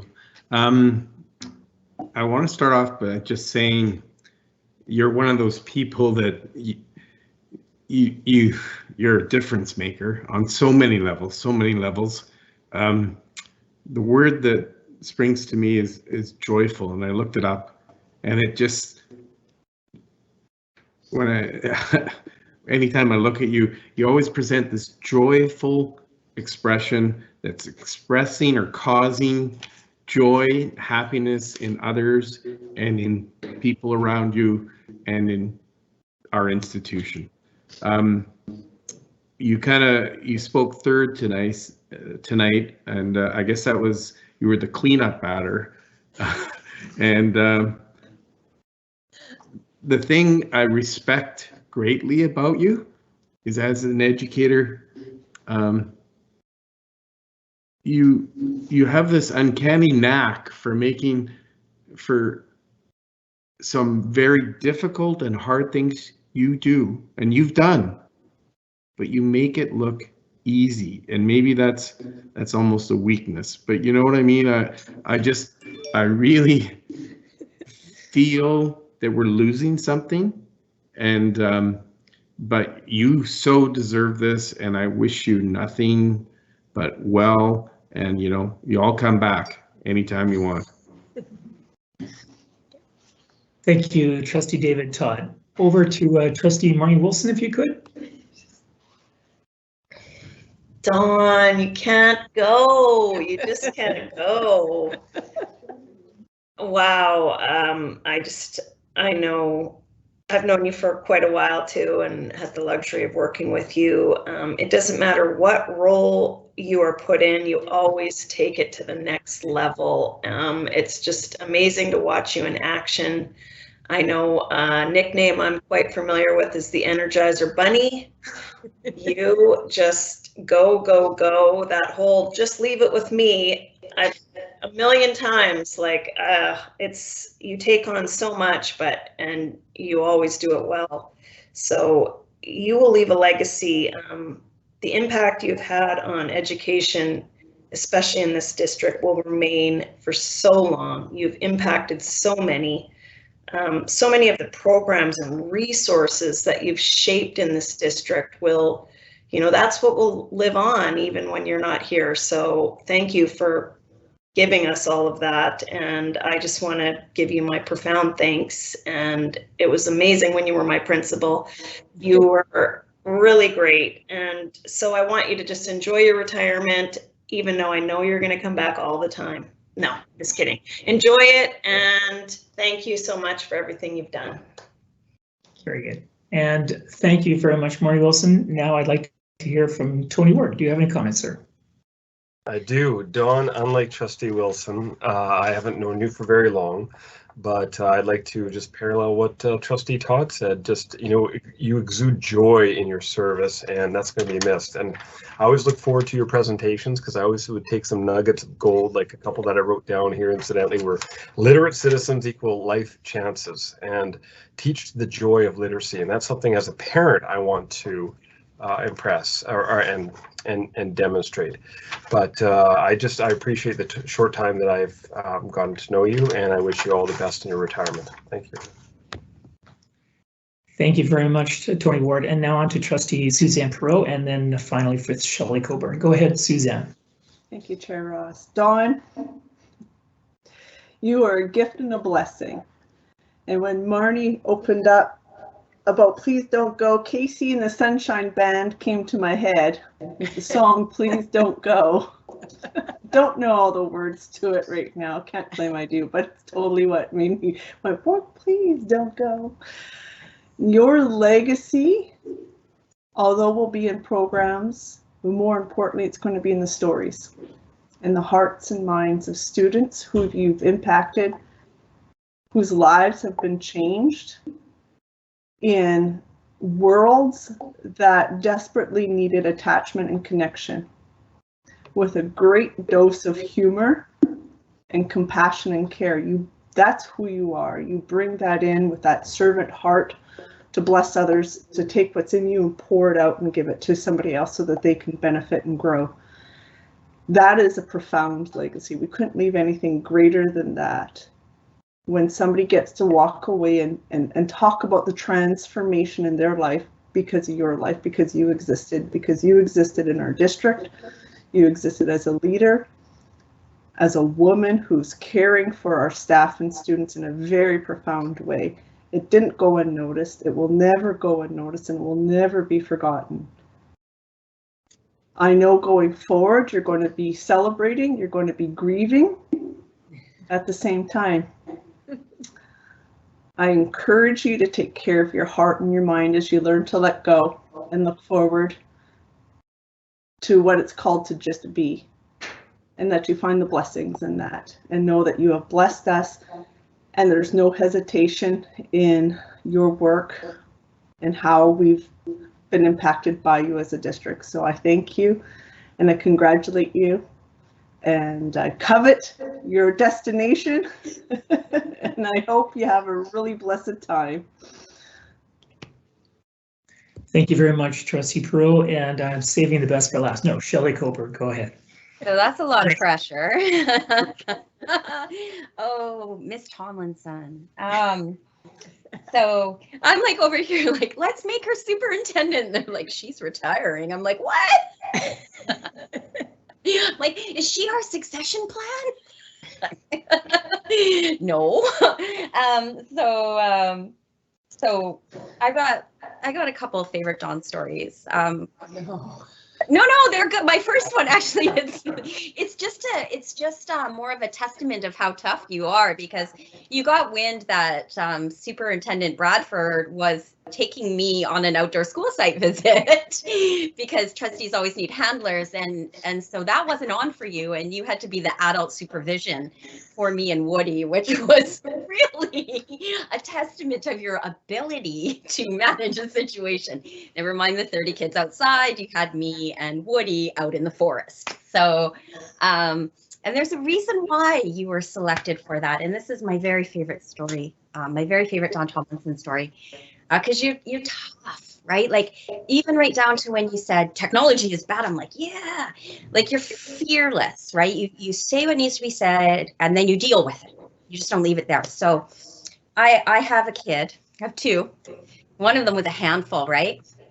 So he's going to LSS, and this was when you had what I call the dream team there, and the Vice Principal Harris and Wicker and you. So I take him in there, and he's going to meet with, I'm thinking Mr. Wicker will be the one that, really, and he comes out and he tells me, oh yeah. I said, what do you think? Are you going to be okay there? He goes, yeah. He goes, I'm not going to screw around with that woman in there. I was like, he read you so good. Like, you are so firm and you are so loving. And this is what makes you such an excellent educator. And never mind the education piece. I don't want to see it as we're losing a lot. I refuse to see it like that, because the biggest testament of who you are and your legacy in this district is your relationships that you build with the people who work with you. And I don't want to say serve under you, because you are so relationship and relational, and that's part of your power. And that's why you are the Energizer Bunny. That's why everybody will get on board with you, because you're so good at building those relationships. And every single person I know that has worked with you and under you absolutely adores you loves you and respects you, and talk nonstop about everything that they've learned from you. So I know we haven't lost you, because your legacy lives on in the families, in me, in my kid, and everybody like us, but all of the staff that you've mentored. And they are woven, this district is woven in so beautifully with all the beautiful threads that are who you are. And we're not losing anything, because you have shared so many pieces of yourself, and you have developed and built our next leaders. Am I devastated you're leaving? Yeah, but I'm gonna pretend I'm not, because that's what you would do, because you're tough. And I hear you're leaving tomorrow morning because you're serious. I wish you nothing but the absolute greatest happiness. You won't leave forever. Just need a little time out. And I look forward to seeing you coming back to do work in this district. Thank you for everything that you've given. Thank you, Trustee Coburn. And so just to move on, but before I do that, I just want to say, yes, you finished the race, you've done well, we're going to miss you. And now if I could just go on to 7.1, the Secretary Treasurer's reports. We're going to do the amended budget bylaw 2022/2023. So I assume that there's a presentation on this, am I correct? Correct. Yeah, okay. Go ahead, sir. Well, I got to tell you, it's a tough act to follow, saying goodbye to Dawn. So I will do my best, but I know for myself, I've enjoyed my time with Dawn and just watching how she loves people and loves kids. And it's been a pleasure working with her for me, and I know staff is going to miss her greatly. So, but we will have our chance to say goodbye to Dawn properly after spring break, when we can do those things in a better manner. On to the budget. I did want to thank Assistant Secretary Treasurer Shin Chen and his team for all the work that they've done in putting this budget together, and the information that we've shared with trustees over the last couple months at finance facilities. There's nothing in here that trustees haven't seen already, so this is just going to be a bit of a refresher for trustees, and just an overview for the public. So I may not touch on absolutely everything on all the slides, but we'll try to give an overview of the changes that we have in the amended budget. Just a reminder for trustees that we have to file our budget by the end of this month in the format stated by the ministry, which is in PSAB format and is made up of statements and schedules. Statements, if you'll recall, are the combined budget made up of the various funds, the operating, special purpose, and capital, and I'll show that in more detail in a moment. And then the schedules are based on those individual funds, and I will spend most of my time on the operating fund, which is what we use to fund most of the operations daily of the district. As mentioned, the budget's made up of the three funds. Just this slide here is the revenue by fund, so you can get an idea of kind of where those funds look like. Just over $331 million in the amended budget. The bulk of that being in the operating, and you know, the capital has increased a fair bit, and you'll see why in my presentation that is coming next on a site acquisition. You can see on the next slide the annual expenses by fund. Once again, the bulk of those expenses are in the operating grant, and the bulk of those funds are in instruction, and a total of $287 million, and just a little bit of.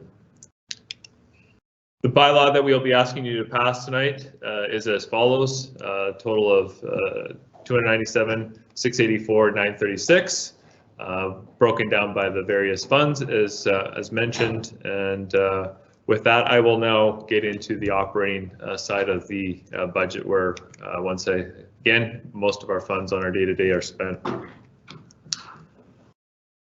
Revenue, you can see, has changed a fair bit since our preliminary budget in the spring. A lot of that was we did a very conservative forecast of our funds due to the uncertainty surrounding COVID and not knowing what enrollments would be like, what our international program would be like. And you can see the two lines there that have changed drastically are those the funding grant that we get for enrollment. Trustees will recall in October provided an update that overall we're up 760 FTE from budgeted level and almost 900 FTE from last year, including all the DL programs. We are well over 900 kids in our bricks and mortar buildings. So that's what's driving the $7.7 million in operating grant funding. On the tuition side, we've budgeted very conservatively of 625 students. We are now up to about 873. Still not back to what we were to pre-COVID levels, where we were about 1,000 mark, 990 most years. So we have a ways to go to fully come back, but our international programs have done a marvelous job of keeping those programs functioning and growing when a lot of programs around the world completely shut down, and we were able to rebound a lot better than what we had anticipated. On the expense side of things, I do have detailed slides on all these changes, and I will go through them, so I won't spend a lot of time here, but you can see that we've added just over $10.1 million because of the funding increases and some one-time funds that we are planning to use out of our accumulated surplus. On the teacher side, we've due to the growth, we've put in 13 divisions. We had a contingency of 3, so that's a net change, obviously, of 10 divisions more than what we had planned in the preliminary budget. Because of our growth, we'd had to add 3 positions in ELL support. We also grew at our learning support area with our identified students. So you can see there was 3 resource teachers, a vision teacher, 0.3 speech and language, 0.3 occupational, and then 1.0 integration teacher. So all those were added due to the growth that we saw in our identified students and the funding that came with that, which was updated to the board also in October. We've added a 0.4 instructional reading recovery, district French teacher. Some of the funds that you'll see was some funds that from the holdback funds that the ministry had asked us to designate to learning loss. So we added 2.6 FTE in teaching to address that, and Safe Schools 0.4, and then we added about just under $1.5 million in additional funding with ISP. With you saw the giant increase. All that increase did happen at secondary, so all those funds were added to the secondary budgets. All those are offset by some light starts centrally and also in our schools. Principals and VPs, we were very conservative, obviously, due to the budget being at lower levels on some of our admin time, knowing that if we did have growth that anywhere near what we historically had, we would have to have added VPs at Willoughby and Donna Gabriel Elementary, which obviously with the growth that we saw in those schools, those 2 positions were needed and were added in the amended budget. With the growth in the international program, we added back a vice principal for ISP, which we had reduced last year in the downturn and the reduction in international students. That learning loss fund, we also were able to put a VP to focus those teachers and that programming for those students for this year only. And then we had some small changes at summer session and annualized impact of salaries that were added in the previous year. On the education assistant side, we've added 30 SEA positions throughout the fall. There were also more SEAs in the summer session program, offset by some late starts in positions to start the school year. On the support staff, a number of changes with the transportation. We added 3 routes to make the routes work this year. Part of that with going to a common bell schedule at secondary, added a couple routes there. Part of some of the funding that you'll see in the special purpose fund also is some of the provincial funding that we have for COVID. We put some custodians so that we could have Custodians at noon starts in all of our elementary schools. Pre-COVID, we didn't have custodians during the day. They were only there in the evenings. And then we also had 4 floater custodians that we've put in there so that they can go and deal with issues at various schools as needed by the custodial department. We added some maintenance positions, 3 positions plus another one for projector installs, as well as an AV technician. So the district's building a plan with the restricted surplus funds, which will be probably done next year, to refresh our projectors, but we wanted to make sure that all projectors were installed. So 2 of those positions will make sure that that is what happens, and then that'll be their main focus, is making sure that all district projectors are mounted and maintained by those the electrician and the AV technician. On the other professional side, not a lot of changes here. Hiring for an assistant facilities director, so that's be a half-year position, which would be a full-year impact next year. Remove the executive director position when the executive director retired. The foundation decided that they wanted to bring that position on under their umbrella instead of being a district employee, and you can see in a future slide some other offsets for that. On the substitution line, a few more changes here than what we would normally see. You can see that we added $500,000 for illnesses greater than 3 days. That's due to COVID. We added that to make sure that we had a bit of a buffer, because January was an abnormally really high callouts for TTOCs during the spike of COVID that we saw with this round. So wanted to make sure that we had funds there to protect ourselves for that. The usual changes in here for vacancies, and then also under the other district leaves, you can see a fairly large amount. That is also funds that were from the learning loss to free up classroom teachers with TTOCs to support students' learning.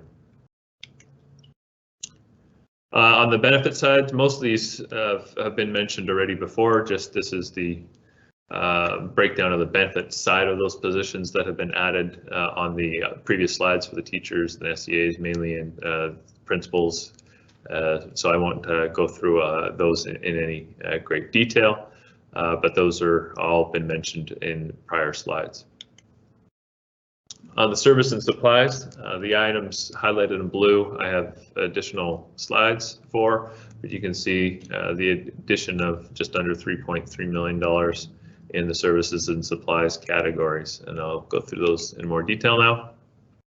On the services, we have $89,000 for Inclusion Langley. The increase in ISP programs came with higher medical premiums for those students. We've hired a consultant to do a study on the Brookswood Fern Ridge development as to what that would mean for potential schools over the next 10 to 20 years. We've done a similar study in Willoughby as that build-out was starting. $50,000 for the project definition report for the add-on of classrooms for Langley Secondary. Professional consultants have gone up. Our recovery on legal costs that we pay into from BCPC has gone up a small amount. Those are all enrollment related, so when our enrollment went up, so there are legal costs.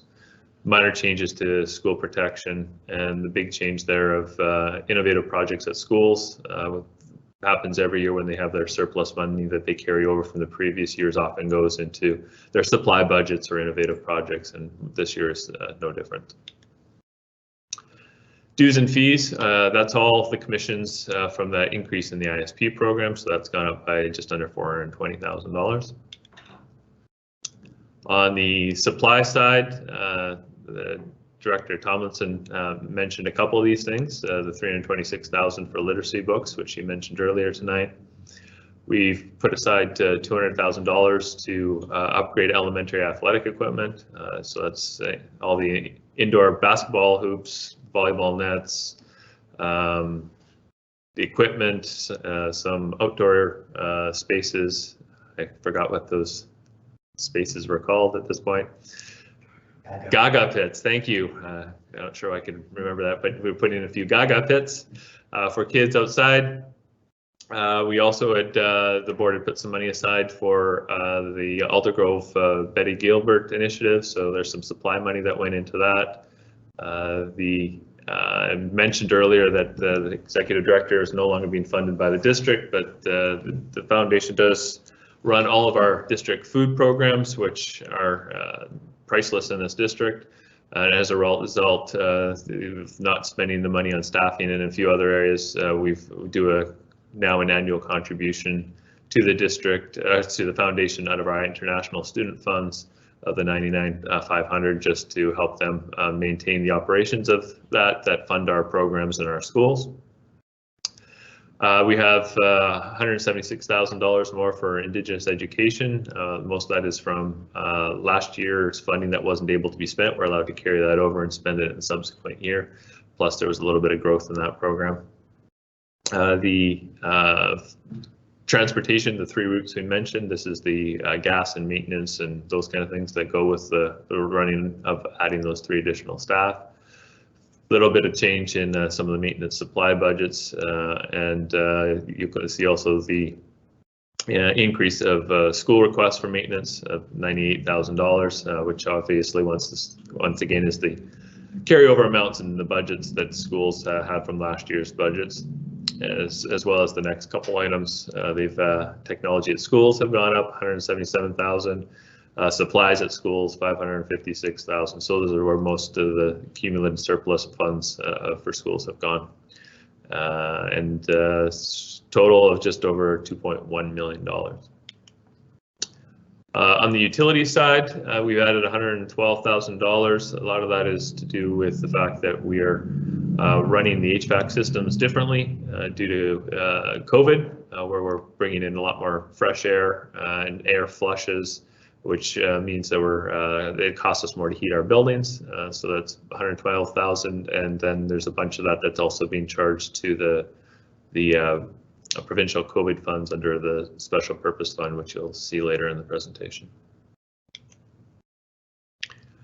Mentioned earlier that we're spending a lot of money in here on one-time items. A lot of that falls under the capital side of things. So you can see that that's gone up a fair bit, just over $5.8 million to just over $7 million in capital items. A lot of those are one time.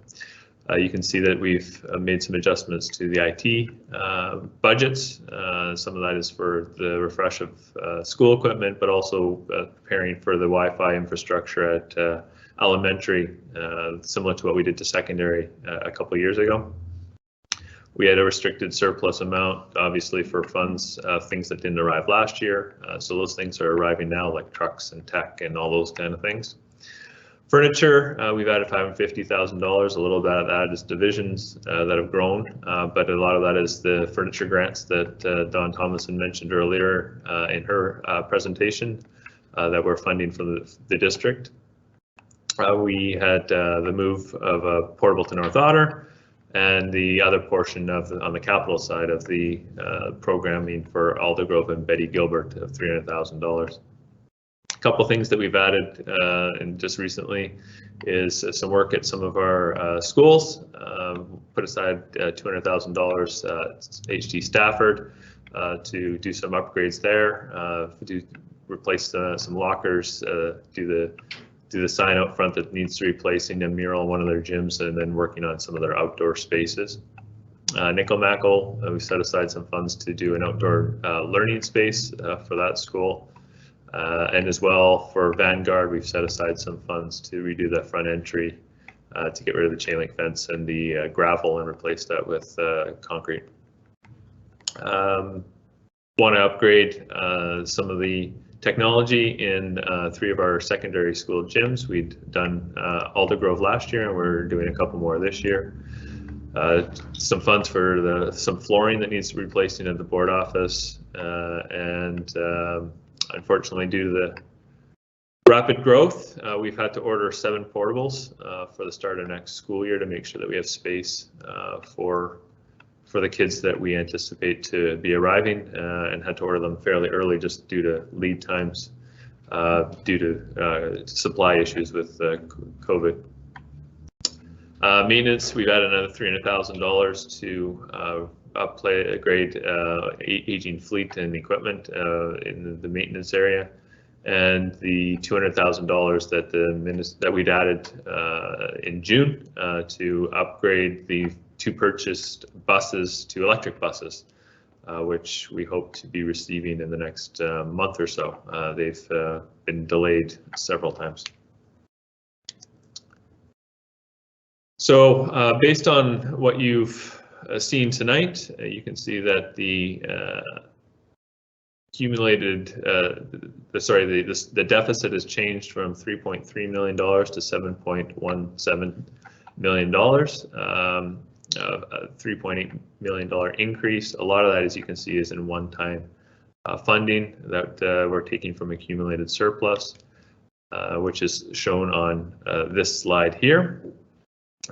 So I'll try to show all the things that the board has motions for in the package on one slide, so I will try my best to explain it. Starting with the internally restricted by the board. Under the old policy, we had set aside $4 million as a restricted amount. The ministry had asked us to update our all districts to update their accumulated operating surplus policy and recommended districts have an unrestricted amount. That is what is used for as a contingency for unforeseen items, whereas our board had previously set that up as a restricted amount. So to be compliant with the policy that was passed just this last January, we will need a motion to unrestrict that $4 million and leave it in an unrestricted amount as per the new policy. When we did the preliminary budget, we restricted $3.3 million to balance the budget. Since with all the updates that you've seen tonight and all the restricted surpluses that we've used for the various other items, we actually really need $3 million of that to balance the amended budget. So the recommendation staff have is to take the other $320,000 and set that up as a restricted fund for future capital contributions, because we've been told that all future capital builds will require a district contribution. We have now depleted all of our local and restricted capital accounts, so that means we will have to do that out of accumulated surplus or find it in our budget. And we are getting close, hopefully, to an announcement at Peter Ewart for a seismic and a expansion of that school, and that will come with a contribution, so we want to be prepared for that. So we're recommending that we start putting some money aside for that. The other ones are items that were restricted that have now been put in. As we mentioned, the improvements at Aldergrove, the electric buses, generally the school surplus amounts that they're allowed to carry forward, $412,000, the Aboriginal amounts of $135,000 that weren't spent last year. The holdback funding, which has been set aside for learning loss, which was $641,000. The about $1.3 million in commitments that didn't come in from last year, $500,000 for furniture, and $395,000 of the remaining $678,000 in COVID contingency is what we've used in this amended budget proposal, which would leave us with just over $283,000 in COVID contingency at the end of the year. So that would change our restricted amount from just under $18 million to $6.8 million, and our unrestricted, which was previously $0 to $4 million. So based on this budget, we would end at a accumulated operating surplus at just under $11 million versus just under $18 million to start the year. And there are motions in your package for that. On the special purpose fund, those are any funds that need to meet a definition of a liability under PSAB and need to be reported as special purpose. Have had some changes in those funds. The biggest one, obviously, there you can see is the Classroom Enhancement Fund. In the preliminary budget, we are only funded 90% of last year's FTE, no remedy, and no overhead. Those amounts are now been confirmed for us, and the updated FTE have been added in line with what the district had requested for the FTE remedy and the overhead. The other amounts are smaller amounts, but there's an amount for mental health in schools. That was part of that is the recovery from COVID. The Safe Schools Return Grant of $496,000, which I mentioned a couple times, where we're using that for custodial and utilities. The Federal Safe Return Class Fund, that's not a new fund. That is $361,000 of funds from the previous school year that were ordered but did not arrive in time for June 30th. Those have now arrived and have been added to from our deferred revenue as funds for this year. A new grant for seamless day kindergarten and a slight change in the Swiss workers. And just a reminder, the bylaw that is in your package that we are asking you to do all 3 readings for tonight, then you will need a motion to do all 3 meetings, which needs to be unanimous, and be asking for that to happen tonight so that we can submit the budget to the ministry by the due date of the end of the month. With that, I hand it over to Trustee Ross for a question. Thank you. And so if I just get a motion on the floor first of all, so I'll need a mover and a seconder for a sec in a moment. I'll just read out the motion if I could. It's a long one, so just bear with me. The Board of Education approves staff to appropriate unrestricted the following restricted surplus amounts to balance the 2021/2022 amended budget. First bullet, $582,200 internally restricted for Aldergrove Region improvements, $200,000 initially restricted for electric buses, $412,882 school surpluses, $135,026 internally restricted for Indigenous education, $641,977 internally restricted for holdback funding learning loss, $1,305,421 internally restricted for commitments for 2020-2021, and lastly, the $395,286 internally restricted for COVID-19 contingency. Can I have a mover, please, and a seconder? Moved by Tony Ward and seconded by Suzanne Perot. Okay, it's open for discussion. Do trustees have any questions on the presentation tonight?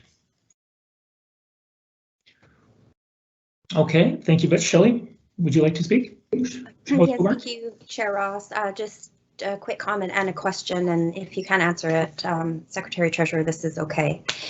First, my comment, happy to see where this money is going. Obviously, the improvement, specifically Aldergrove, Vanguard, Stafford, and Nikomaco. Really happy, great places for us to be spending our money. So kind of takes me to my question. And again, if you're not prepared to answer it, I totally, I noticed Nikomaco, and then you mentioned portables because of growth. And when we think of growth in this district, we typically think of Willoughby, not the only area experiencing growth and about to experience more, which would be the Bryden Lagoon area by Nikomaco.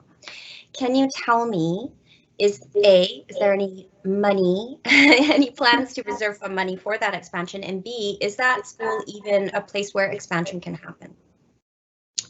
Yeah, so of the portables, we've earmarked 2 to go to Nikomaco for September.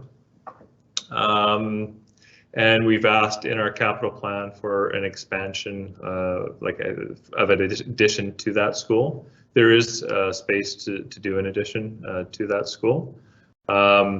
If that addition was ever, when it is approved, hopefully, there will be a contribution required from us. So we will have, that's why we were recommending that we start putting some funds from accumulated surplus so that we don't have to find in our budget funds to do contributions to schools, then use it instead of accumulated surplus. What that contribution will be will depend obviously on the time of when that's approved and the cost of the addition. And the ministry has told me that they will take into account prior contributions.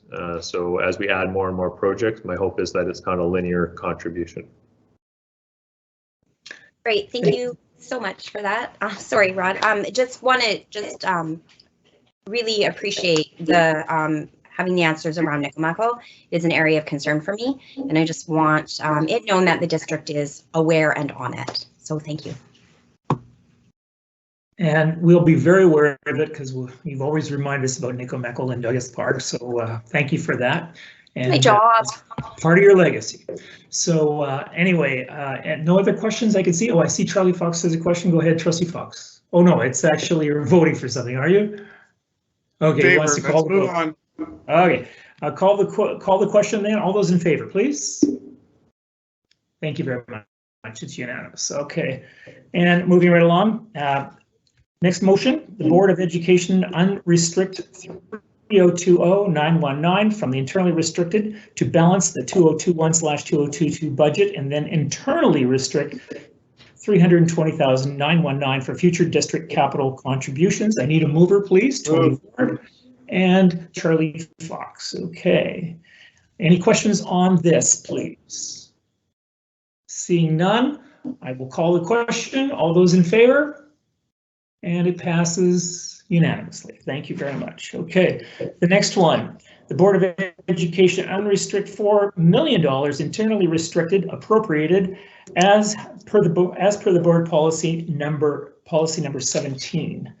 Mover and a seconder for this. Moved Fox, seconded by Marnie Wilson. Okay, any dialogue on this? Questions? Thank you very much. All those in favor? And it's carried unanimously as well. Thank you. Over the page, we're making progress. This is great. We're on page 6 out of 9.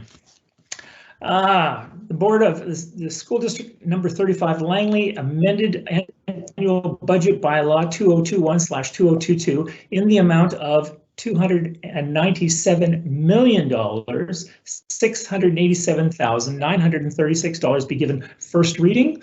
I need a mover for this, please. And again, these have to be, thank you. Moved by Charlie Fox, seconded by Tony Ward.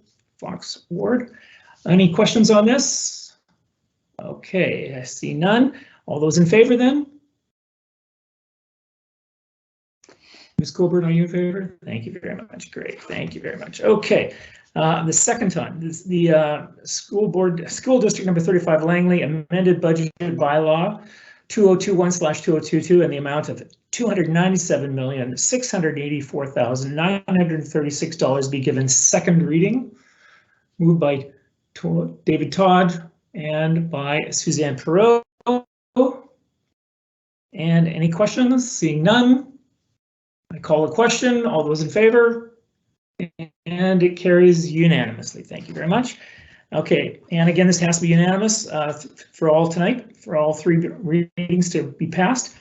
The Board of Education School District number 35 Langley approves having all 3 readings of the amended annual budget bylaw 2021/2022 in the amount of $297,684,936 at tonight's meeting. And again, this has to be unanimous. Okay, moved by Fox and seconded by Todd. Okay, and all those in favor? Little enthusiasm, Marnie Wilson.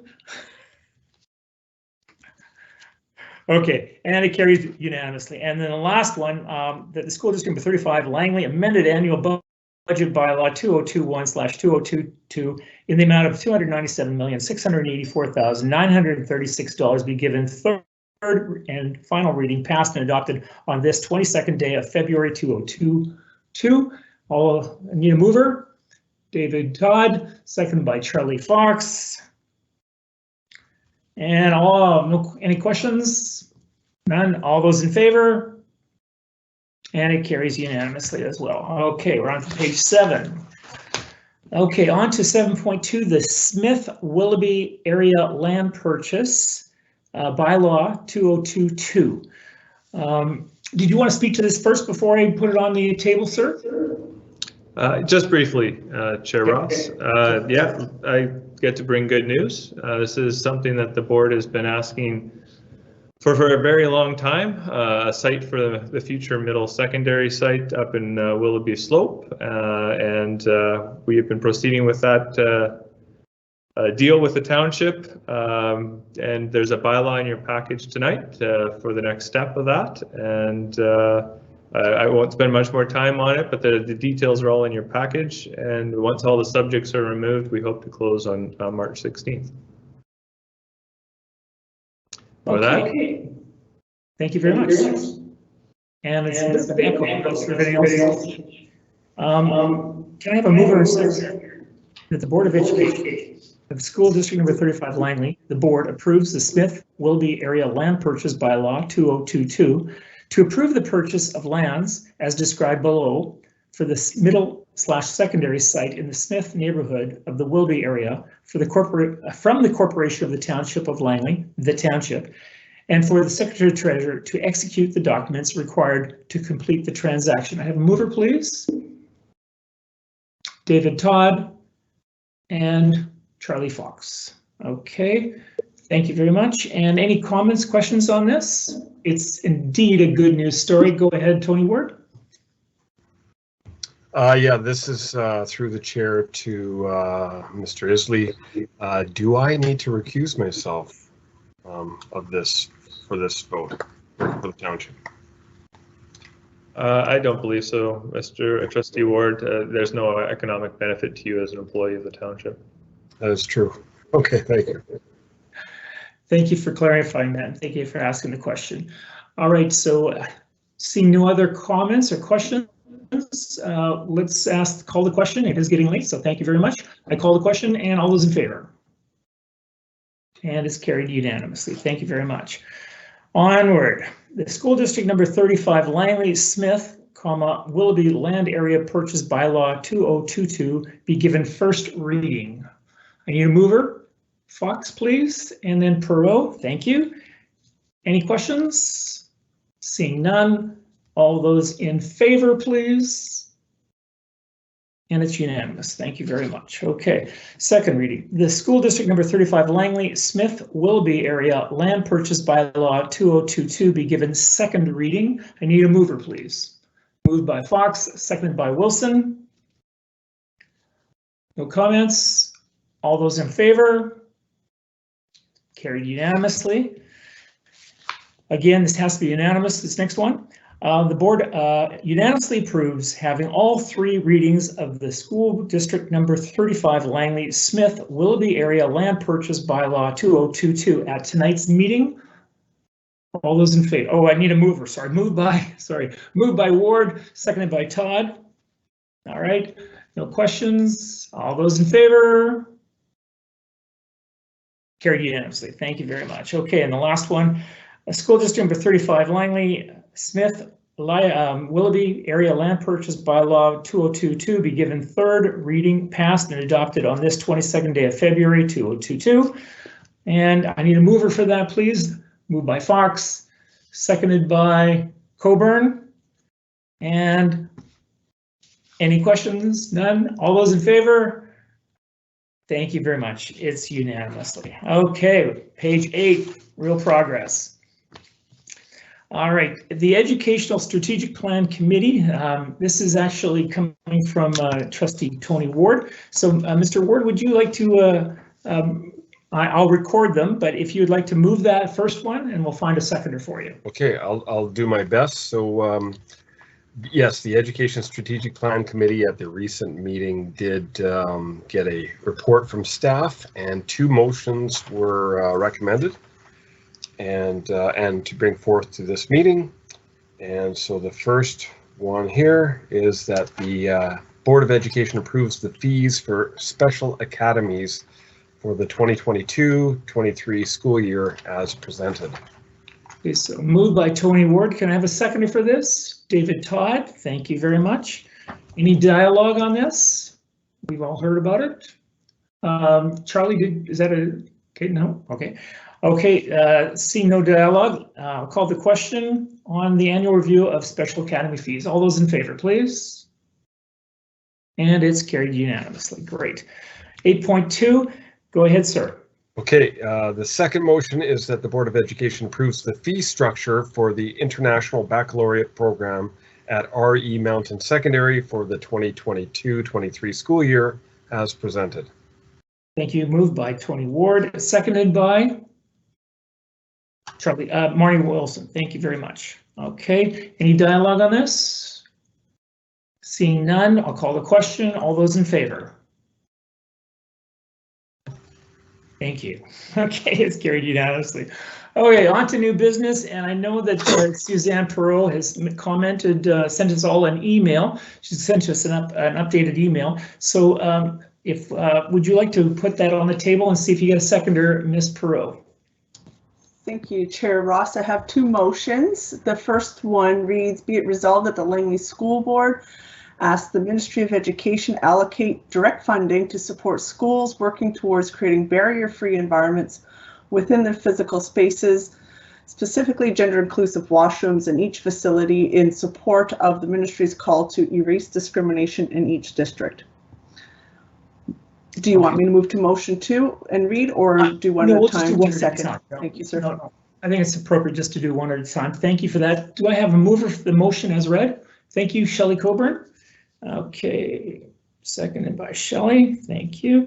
Dialogue, please. Do you want to have any more? Do you want to give some rationale on this? Thank you, Chair. I can give a rationale and it'll apply to both motions. So my rationale is with over 23,000 students in the Langley School District, our role as a board is to keep the students at the center of the conversation in a safe and equitable manner, keeping our vision plans on equity and inclusion with a strong focus on intersectionality. Part of that safety is to ensure that we are embracing through our doing, to create safe spaces in a variety of domains such as emotional, physical, and intellectual. When an organization misses the mark on equity, it impacts these domains. In my work, through my role as a trustee, I have had it brought to me from parents and students alike, and some staff, that we employ a bulk number of schools which do not have fully inclusive barrier-free washrooms that do not inadvertently out a student. Or impact their opportunity to get to and from class in a timely manner. Equally so, we have a large number of schools that utilize binary entrances to access gymnasiums through tunneled hallways versus entrances through the main doors. These situations can create internal conflicts for students as it relates to who they are, the journey they're walking on, and impacting their sense of self-agency, and therefore positioning them into a fight, flight, freeze response, steering them away from positioning them to be ready to learn and being steady in that physical, emotional, and psychological safety in their identity. The Ministry of Education states clearly on their own call to action on their page on erase discrimination that it is, quote, important for our schools to be inclusive and safe spaces for students of all sexual orientations, gender and gender identities. Being SOGI means not limiting a person's potential on their biological sex and how they understand and express their gender, welcoming everyone without discrimination regardless of their sexual orientation or gender.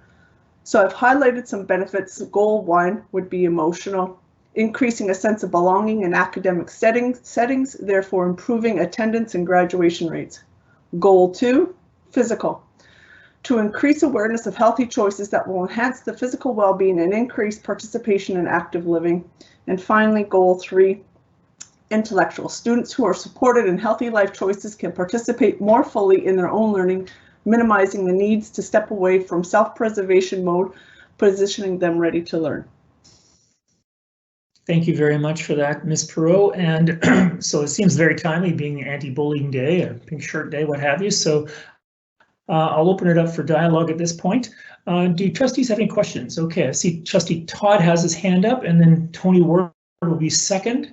Thank you. Let's start with you. Trustee Todd, go ahead, sir. Megwich. Thank you, Trustee Perot, for bringing this forward. I can not think of a finer time to do it. Diversity and Respect Week. You know, I think you and I have had conversations about your work on our committee, and I totally empathize and support this motion going forward. I think it's just one of those things we never thought of or people hadn't considered in the past, and it's just it's a bit of a catch up. We have school buildings that were built in the 1950s and 60s, and many of the stuff was never even considered at the time. So we need to look at ways of modernizing our buildings to make, as you said, we don't incidentally or accidentally out somebody just based on their choice of going into the gym or the gym outside or something like that. And we want everybody to belong in our schools. So thank you once again. Thank you very much for that, David Todd. Tony Ward, Trustee Ward, go ahead, sir. Thank you very much, Chair, and thank you, Suzanne. I think you provided a very comprehensive rationale there. There's a lot of thought given into it. My thoughts regarding this is, if I got the motion right, it's approaching the Ministry for funding. So my question was regarding just a thinking in terms of inventory, like figuring out our inventory and maybe asking Secretary Treasurer for some input with respect to cost and the feasibility. Not to say that that needs to be the final consideration, because if it's the right idea, we need to follow up on it. But just to, I don't know if it's appropriate just to ask the Secretary Treasurer just to see kind of what we'd be looking at. But I do want to respect the motion. If we're just going to the ministry and asking for funding, that's different than trying to find our own kind of capital resources. So I think there was a question there. But anyway, as far as being maximally inclusive,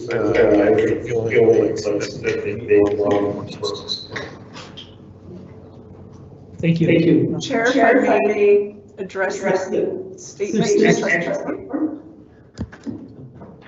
Is there, our technical people, can you fix that? Okay, it seems like it's okay now.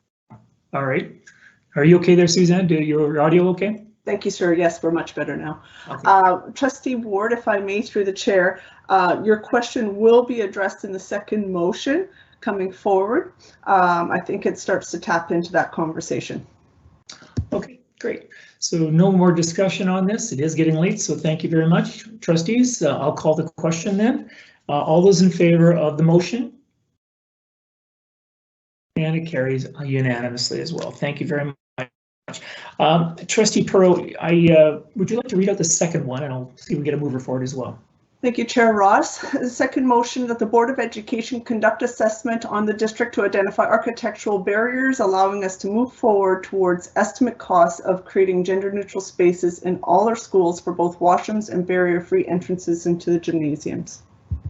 And okay, I need a seconder for that, please. Trustee Todd. Okay, sorry, Ms. Wilson, he was first, but go ahead. Would you give us a rationale at this point, Ms. Perot? My rationale that I read will tie into and marry both of those motions. Okay. However, for an addendum, it's really, again, moving us in that addressing Trustee Ward's comment, is starting to inch towards the identification of our buildings, what's going on in our buildings, how many buildings, so that we have the data to start moving towards allocating costs in the future. Very good. Okay, thank you. We've heard the rationale, we've got the motion in front of us. Does anyone have any comments to have for the discussion? Okay, Charlie Fox, go ahead, Trustee Fox. Thank you, Chair Ross. If I could make a friendly amendment, the motion reads that the Board of Education conduct. I would like to make a friendly amendment that says that the Board of Education request staff to conduct. I think that it's staff that would be the best to look at each site. There's 43 sites to do an inventory, an assessment, and then come back to us with some information relative to what's needed and how much the cost would be. And I think it goes back to Trustee Ward's comments previously. So if it's okay, I'd like to add that without making a formal amendment, but I can do that if that's wished. Trustee Perot, I think it's pretty much similar, but Do you agree to that little amendment? Yeah, I am quite comfortable with that. Under the direction of the Board of Education, we move through the superintendent. So however you feel comfortable, if you want to direct staff or leave it as is, I'm fine either way. Thank you. Staff are the ones that do the work, not us. So that's great. Okay, so any other comments, questions on the motion with the amendment? Seeing none, all those in favor? So what are we, so it's, excuse me, Chair Ross, what are we voting on? The amended motion? The amended motion, I'm sorry, yes. So the amended motion adds to request staff to conduct. Yes, yes. Okay, Should I read the motion again, Chair? Yes, I think that'd be appropriate. Thank you. That the Board of Education requests staff to conduct an assessment of our district to identify architectural barriers, allowing us to move towards estimated costs of creating gender-neutral spaces in all our schools for both washrooms and barrier-free entrances into the gymnasiums. Okay, I think that clarifies it. All those in favor of the motion as just read? Okay, it's unanimous again. Okay, thank you. All right, we're moving on to trustee comments, and then we'll have a question period after that, but let me just get my list of trustees here and make sure we don't. So let's start with our youngest trustee, Charlie Fox. Comments, please. Any trustee comments? Thank you. Given where we're at, short and sweet, many thanks to our 4 presenters on the that talked about early literacy results, early literacy program, and most importantly, how we're interpreting those and moving ahead. And a special thank you to Dawn Tomlinson, her last hurrah, excellent. This has been a very busy meeting, actually, and a lot of information and a lot of good, strong detail. Just want to highlight the excellent work our staff has done in the Secretary Treasurer Isley's department, Assistant Secretary Shand, in the work of preparing the budget. It's a very, very complex document and a lot of moving parts, and they did an excellent, excellent job. And lastly, in section 7.2, exciting news that we're moving one step closer on the Willoughby Middle Secondary School land options. So that is just one step more, getting closer. And I think, if I'm not mistaken, Secretary Treasurer Isley mentioned March the 16th. It's on my calendar because that hopefully will be a big day in this whole support of continuing to build facilities to deal with the growth in Willoughby. Thank you. Yeah, thank you. And now on to trustee Marnie Wilson, please. Thank you. In the interest of time, I will skip most of my comments. I just want to say that I'm happy that we are celebrating Diversity and Respect Week. There's lots of great stuff going on in our schools out there. I'm happy to see it. It's almost spring break, so hang in there, everybody. You can make it a little bit longer, and take care. Have a great night. I agree. And thank you. Tony Ward, please, your comments tonight. I can't beat the two comments so far. I just like to say thank you to the myriad of people out there watching in, and thank you again to our staff, as mentioned, Brian Isley and his team. Like that is, as Trustee Ross would say, I mean, it's out of the park how good our staff is. So I know I'm mimicking. That's your job, to compliment staff in glowing terms, but man, it's such an impressive work what they do, and they know how those moving parts are going, as Trustee Fox said. So thank you, and thank you to Dawn. And I learned something new today, and it was something about the Smith neighborhood of Willoughby area. I lived in Langley my whole life, worked outside for years with the township. I didn't know there was a Smith area, so I don't know if I got that right, but you always learn something new. So anyhow, thank you. It's a good day when you learn. Thank you very much. Suzanne Perot, your comments, please. Thank you, Chair Ross. First, I'd like to thank my colleagues for boldly supporting my motions. It's greatly appreciated, and super thankful that we're a district that can engage in celebrating Diversity Week and fully participate. I also like to extend again a thank you to Dawn for her great work to our district, for her hard work. I'd like to thank our Odyssey team for creating such an impactful learning day that I got to participate in. That's really seated in that conversation of truth and how our district leads passionately in this conversation. I'm thankful for community partners and families who've been such superstars as we move towards into this hopeful remaining endemic, supporting each other and more importantly our students. And finally, I'd like to acknowledge and pause and pay respect for the loss of one of our precious students we recently experienced. It's been a profound impact in our community, and I would be remiss not to acknowledge it. And I want to extend my heart and prayers for our family, our staff, and students who are walking in this journey of grief right now as they explore what this means to them and their new world. Thank you very much, Trustee Perot. And now on to Trustee David Todd, please. Our great audience out there tonight, I again wanted to echo thank you to the presenters on the literacy, because that's the cornerstone of what we do. And speaking of cornerstones of what we do, it's the good people we have in our district, and we as a board we need to be financial stewards, and we do a good job, but we have the right people in the right place, making sure that we continue on and we're able to build and respond to growth, especially in my area up on the hill. I did want to say as well, thank you for Trustee Perot's motion. Still means a lot to me, and I miss that committee a lot. Speaking of committees, I'm on the Township Parks, Recreation and Arts Committee, and they're starting to ramp up again, where they're getting students and people back in facilities. And again, I want to be very tepid about this. I'm hopeful, but that some kind of reopening is in the future, and there will be some, whatever the new normal looks like, that we have kids swimming, getting the opportunity to experience the great facilities that we have throughout the township and in the city. And as my dog thinks that that's the moment to come forward, I also wanted to say that yes, spring break is coming, and I know it's just just 3 weeks left.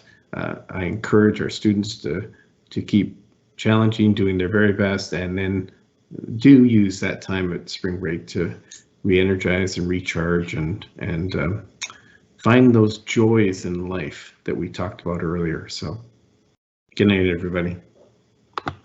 Thank you. And actually, I have Trustee Coburn for the final comments. I always save the best for last. There you go. You put in a lot of pressure on me tonight, Trustee Ross, and I got nothing really. I am going to, in the interest of time, keep my comments quite short. I would like to, as Trustee Perot pointed out,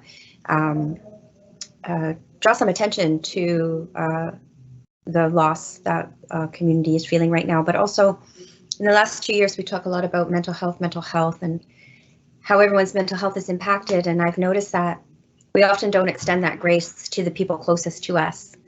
But these are also people who are experiencing mental health because of COVID, right? Because statistics are showing us. So I just want people to be mindful that people in our circle and people that we see every day are struggling, right? Like, who's in these statistics? So we talk about this, but I just encourage people to practice this with each other and be gentle with each other. I would also like to, like my colleagues, get excited about maybe meeting in person again by the sounds of things, and also give a tremendous thank you to the Langley School District. For 2 years you have been open. For 2 years you have been operational. For 2 years you had our sites work safe compliant. You had them health regulations met. This is no small feat, and I say this all the time. People struggle to have one business up and running, and this school district had all their sites up and running, and that is no small feat, and that's nothing not to be super proud of. I am immensely proud of this district, and to David Todd, the kids were always swimming in the city because our pool was open. I just got to say.